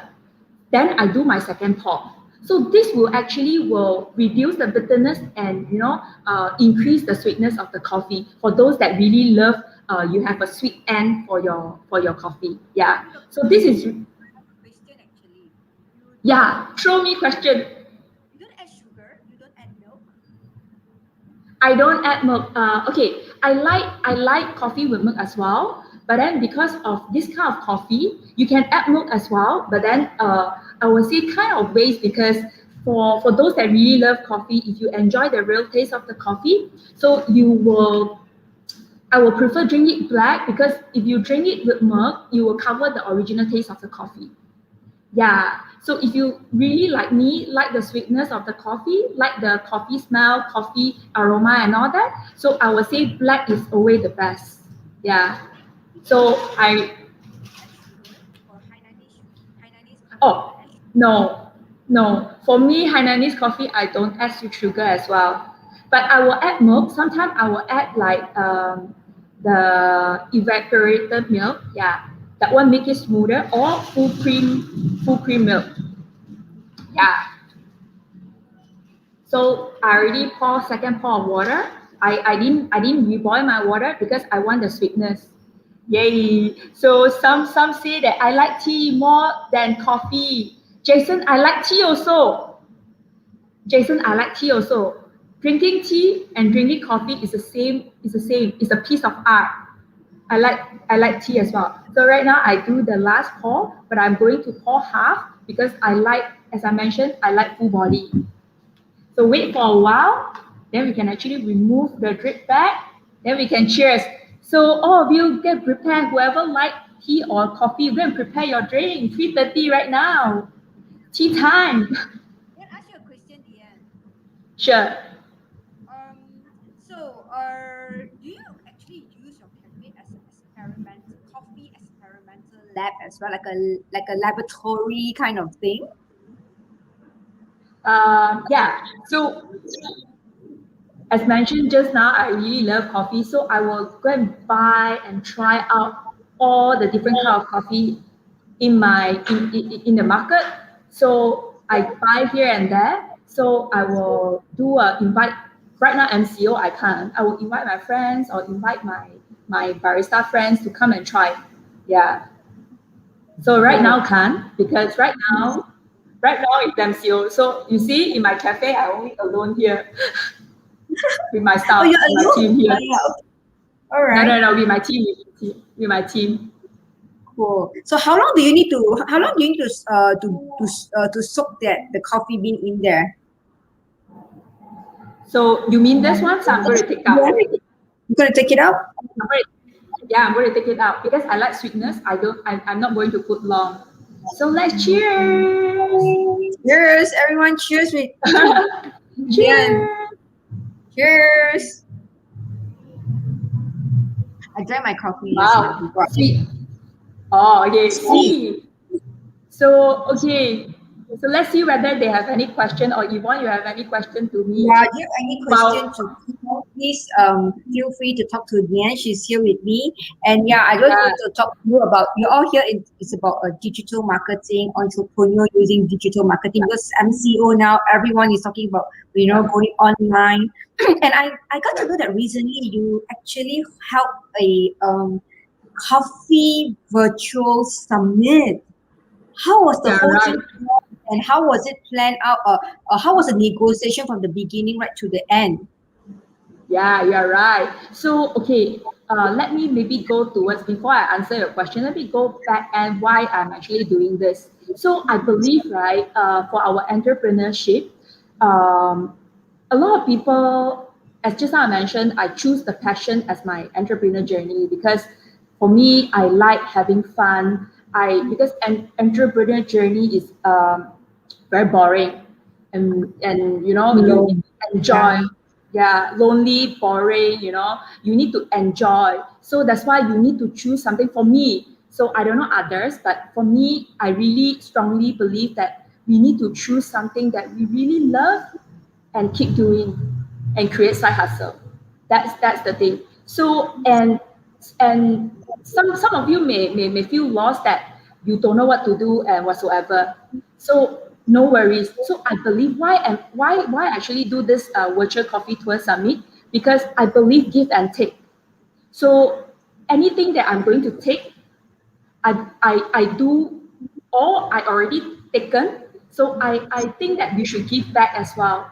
So that's why I start this coffee journey during the MCO, because I learned digital marketing, and I also in the beginning of the MCO pandemic, I really, lost as well. I don't know what to do. That's why I joined a lot of marketing courses and understand and to learn a lot of things that whether I can, how can I bring my cafe business to online. So this is the thing that always, make me like I can't sleep and all that. So, and then something that I think, because for coffee, so ultimately, it's like people is actually enjoying drinking coffee in a safer place, or in a nice place, a nice environment. So that's why not? Because something that a lot of things that we can't do it alone. So I'm thinking that we should have something in a group, a bigger scale, that we can do it together. So as I mentioned, entrepreneurship is actually for me one of the things that I need to do is give and take. So that's why the coffee summit that built with a group of people, with some of my digital marketer friend and some of the coffee industry friends together. We hope that we can keep moving, because we want to actually keep it warm, keep it hot, in the coffee industry. We don't want to make, because a lot of event, because coffee industry, we actually really rely on coffee event or rely on a lot of coffee competition to actually keep moving. So that's why I think that we should have something different for the market to actually make people realize or alert or build their own brand, brand in the market. And we also to understand that right now, enjoying a cup of coffee is actually not so easy for a lot of people, because they lost their job, so because it's a luxury to them. So that's why we are not going to take their money. We are going to get all the roastery to actually throw all the giveaway to people, to let them continue to can enjoy a coffee from home. So in my coffee summit, right, we just will give all the coffee knowledge to the people, and also teach why people, is good drinking coffee, whether is it good or bad for us day to day. I would say drinking right portion and right coffee, you can actually create health benefit. So, and also we will ask a lot of people come and coffee expert, I would say coffee expert, to actually to provide all the knowledge to the people, plus give away stuff to the people. So it's like every day, right? Throughout my first phase of the first season of the virtual coffee tour summit, so we are like giving more than thousand, I would say thousand of value of all the coffee related stuff. We have coffee bean, we have coffee drip bag. So we just give away to the audiences to make sure they enjoy coffee, because we know that hard time for everyone. So build a hobby during this hard time is important as well. So they can actually learn coffee to build a hobby, or they can explore. Maybe they can do something. They can leverage our skill. I would say entrepreneurship. One of the things that we should leverage people's skill. So if you don't know what to do, you should go and learn. See whether explore out anything that you can do. You can actually build a community. We can leverage each other's skill, then to actually create value for the audience, for the customer. So that's I always believe that. Everyone has something for someone to leverage on. I always believe that there's no one person that do not have a skill to leverage on. Every person on earth, there's something that you can give. So cheers to you, Leanne, for your giving out your value that you give during your coffee virtual summit. That you give out so many coffee a gift for all your participants, So I think that is really, really fantastic.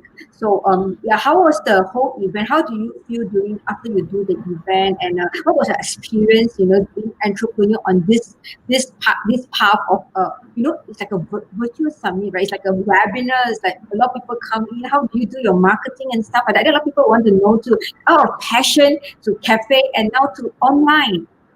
Yeah, so we didn't really want to make money or kind of thing. For us, the main thing for us is actually we want to keep the market going. So we didn't really pay a huge marketing cost in promoting, but we actually doing live. We are like doing live every weekend, certain date, in giving away to create all the people to actually get more people coming in. Yeah. So we didn't really like. Right? So it's a consistency of doing it as an entrepreneur. So are you still going? Is this still going on now, or is it like you kind of make it like? We rest for a while. We stop at we actually one season. I would say a season stop. So maybe because right now the team is actually, some of the team is actually busy with some work. So if some of you really like coffee or want to learn more about coffee, right, you can join my group. We can continue to do second phase and third phase. I would say this thing we will never stop. So we will just keep going. So in fact, behind the scene, we are building the connection, and it's actually helping my business grow. So with this virtual summit, right, we actually, I would say, create a lot of hobby for many people already. And on top of that, the business visibility for certain roastery that we I would say we feature in our summit, they actually have more, I would say, have more new customer. So the owner did text me and say that, oh, this person come and buy coffee from me, this and that. So I feel very happy. Although it's not my business, but I feel really happy that I can keep the whole industry moving. Yeah, with Very this good. extension, Yeah. yeah, It's actually with this very good for, yeah, sorry. no, with this extension again, so we really like, and 100x is another one as well. So I really, really love that, I whoever that's still yet to join 100x, so must join, I would say, because this is a platform that I would say a community that we should gather together for those, especially those that want to create your own business, entrepreneur or whatsoever. You should come and group in this team. Then we can actually do it together, leverage each other's skill and do it together. Yeah, So true. It's all about leveraging. It's all about yeah, collaboration. That is where you don't, as an entrepreneur, you don't work alone. It's very difficult to work alone. Everyone has only 24 hours, and if everyone put in about 10 hours a day and work something out together, 10 of us, we have around 100 hours a day. It's not 24 hours anymore. It's all a community that coming together, work together in a project, or even like a coffee virtual something. You want to try out something like 100x, because so many platforms to share, to do things, so many activities going on. This summit now, the live FB live, marketing forum. There's so many things for you to try out. Baby yeah, steps are very important. Just keeping you want to yeah. do something. I wanted to do something very badly, and you don't know where to start. 100x is the place to start. Yeah, you're right. Yvonne, I really like your baby step. So actually for me, right, for those that, not for me, I would like to share the last one, that for those that still yet to start, still yet to, have that courage, I would say the one step to start, I would say that is really important. Because for me, as you know, I'm a finance person. When I step out, right, because I already have very, I would say, good income, enough income to survive. But I would say it actually, because that is my work. It's not it's not a passive income that actually, during this pandemic, I really thank God my company is still okay, so I still got work. But right now, a lot of people, they actually lost their work, lost their job. So I would say side hustle is really very important. So that's why. So I would like to say baby step right now is really important. You don't say that, oh no, right now I just a little bit, a little step only. It's okay lah. I don't do it now. It's very, it's okay one. But I would say please step out. One step make a big difference. Yes. Thank you, Tian, Yeah. so much today for sharing your entrepreneur, your coffee from passion. As I mentioned yesterday, your hobby can turn into your career, can turn into your passion. This is what Tian has experienced, turning her passion into entrepreneurship. Thank you so much, Tian. Thank you so much. Thank Thank you so you, much for Yvonne. me. Thank you. Yeah, Thank as what Tian said. Yes, Tian. Thank you, Yvonne. Thanks for inviting me. So for those that want to know more about coffee, want to know how to convert your hobby to a business, you can come and connect with me. So I can Yeah, actually more than happy to share. Yeah. Many of our members has been to Tian's place, and she's very nice. She makes them coffee and stuff like that. So yeah, we should go and support communities. That's what community are about. We know someone is doing a business in the industry, so we'll just go over, hang out with her, hang out drinking coffee with her, and also so we should all support our members in the community, where this is so good to be in the community, right? Yeah. So I see a lot of people like Alex Raja who purposely, we are in Kapong, let's go to Diane's place, to have a coffee and stuff like that. Yeah. So nice. Thank you. Yeah. Any last word Thank you. for any last word from any last word? For the team, yes, for all the entrepreneurs, I would say, so let's start your first step. Don't wait. And I know that 100x has one challenge, right? So let's go participate. So start your first step, then you will see very big difference. Thank you, guys. Thank you, Diane. Thank you. Yes, so yes, that's very true. Baby steps. Now, your baby steps to take is to just click onto the link and sign up as a free member, and you have there's the pre-member side. There's a lot of advantages that you can learn from all the expertise, all the activities a lot in there. So just come and join us. And yes, we also have moved on to this part. This is part one, and we're going to end part one now, and you have to jump over to part two. All right. So yeah. There's next one. The video is coming out, or the founder testimony is coming out. Hope you enjoy all our testimony with the video that we made for you to watch how we experience 100x. And I hope you can come in to share our passion, why we are doing this 100x community, why we are so passionate towards it, because all of us has gained tremendous value in 100x. So yeah, I hope that you all will come and join us. And remember to go to part two. This is part one. It's going to end here, and you're going to join part two. All right, we're going to start our live soon there. Thank you so much. Hope you continue to enjoy our summit, all our speakers that's lined up for you. Thank you so much. Bye. 4 years ago, I started my entrepreneurship journey. Failed. I tried different businesses, they all fail. I don't understand what's wrong. I joined this course, I paid so much money, but nothing seems to be working. Like entrepreneurship is like really lonely, like everything you have to do it yourself. But yeah, after fast forward to 2020, finally I quit my job. Why? I actually joined this 100x community, which is an entrepreneurship community.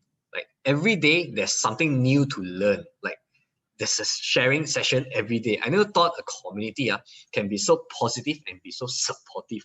I really gained the motivation to move forward, and like everyone was sharing their experience, good, bad. I learned so much. Then from there, I managed to get like personal connections. I managed to figure out finally my weaknesses. That's why I gained the confidence to throw in my letter, because I was getting clients by being active in the community. So yeah, I heard that 100x is going to organize this virtual summit that's coming up. So I hope you guys can join, because like every day for 14 days, there's like super a lot of information. There's super a lot of like sharing sessions from around the world. Wow. So yeah, please join, and hope can connect with you guys in the summit. Let's connect. Hi, I'm Jackie. I consider myself as an introvert entrepreneur. Why? I'm an inquisitive person and love to learn new things. You can say that I'm a little bit of a nerd. Since young, I like to break things apart and fix things back. Like connecting electrical appliances, karaoke system, speakers, DVD players, TVs, and anything related to computers and gadgets related. My family and relatives always come to me and say, hey, Jackie, how to ... do this, do that. And it brings me joy when I'm able to help others to solve problems with my knowledge. And because of my love of learning, that's how I joined many online classes and challenges during MCO. And in the process, I got connected and got to know a bunch of other passionate entrepreneurs. Yeah. I myself, I do not have many entrepreneur friends, and sometimes I feel lonely and tired of running this entrepreneurship journey or entrepreneurship race by myself. In one of the 30-day challenges that I've joined in May last year, I remember writing this down in my journal, Entrepreneur Helping Other Entrepreneurs. At that time, I was only hoping, that I was able to help other entrepreneurs with my skills and knowledge, but I do not know how. Yeah. So when Alfred shared his vision of connecting and helping other entrepreneurs, I knew that this would be an opportunity for me to be a part of something bigger than myself. People always say that you must have a vision in life. Well, for me, my vision and motivation is to help others grow into their fullest potential. And 100x vision resonates with mine. I have a saying I just thought about today. You don't need to be a firecracker that makes the loudest noise. You can be the fire starter that lights up that firecracker. Thank you. Everybody, I'm Audie. I always wonder if doing the same thing over and over from 9 to 5, spending most of my time building someone else's business, is that what I really wanted to do for the rest of my life? I always wanted to start my own business. However, it hasn't been easy. Although I have an end in mind, I was still stuck for 5 years. Lack of resources, lack of this, lack of that, lack of a clearer picture and an opportunity on how I can achieve my goal. I believe this is what built an entrepreneur, right? Although it has been really challenging, but I assure you it will be very fun along the way. I've mapped out my entire journey clearer ever since I joined the 100x community. It is a really supportive community connecting entrepreneurs to entrepreneurs. They fill me up with resources and they guide me through my journey. 100x has simplified my entrepreneurship journey through experiential learning. Entrepreneurship is not solely about building businesses. It is about lifestyle. It is about doing what you love and loving what you do. So, if you are facing what I have faced and you needed what I need, 100x is a really supportive community to build you as an entrepreneur. Hence, see you in the upcoming 100x Entrepreneur Summit.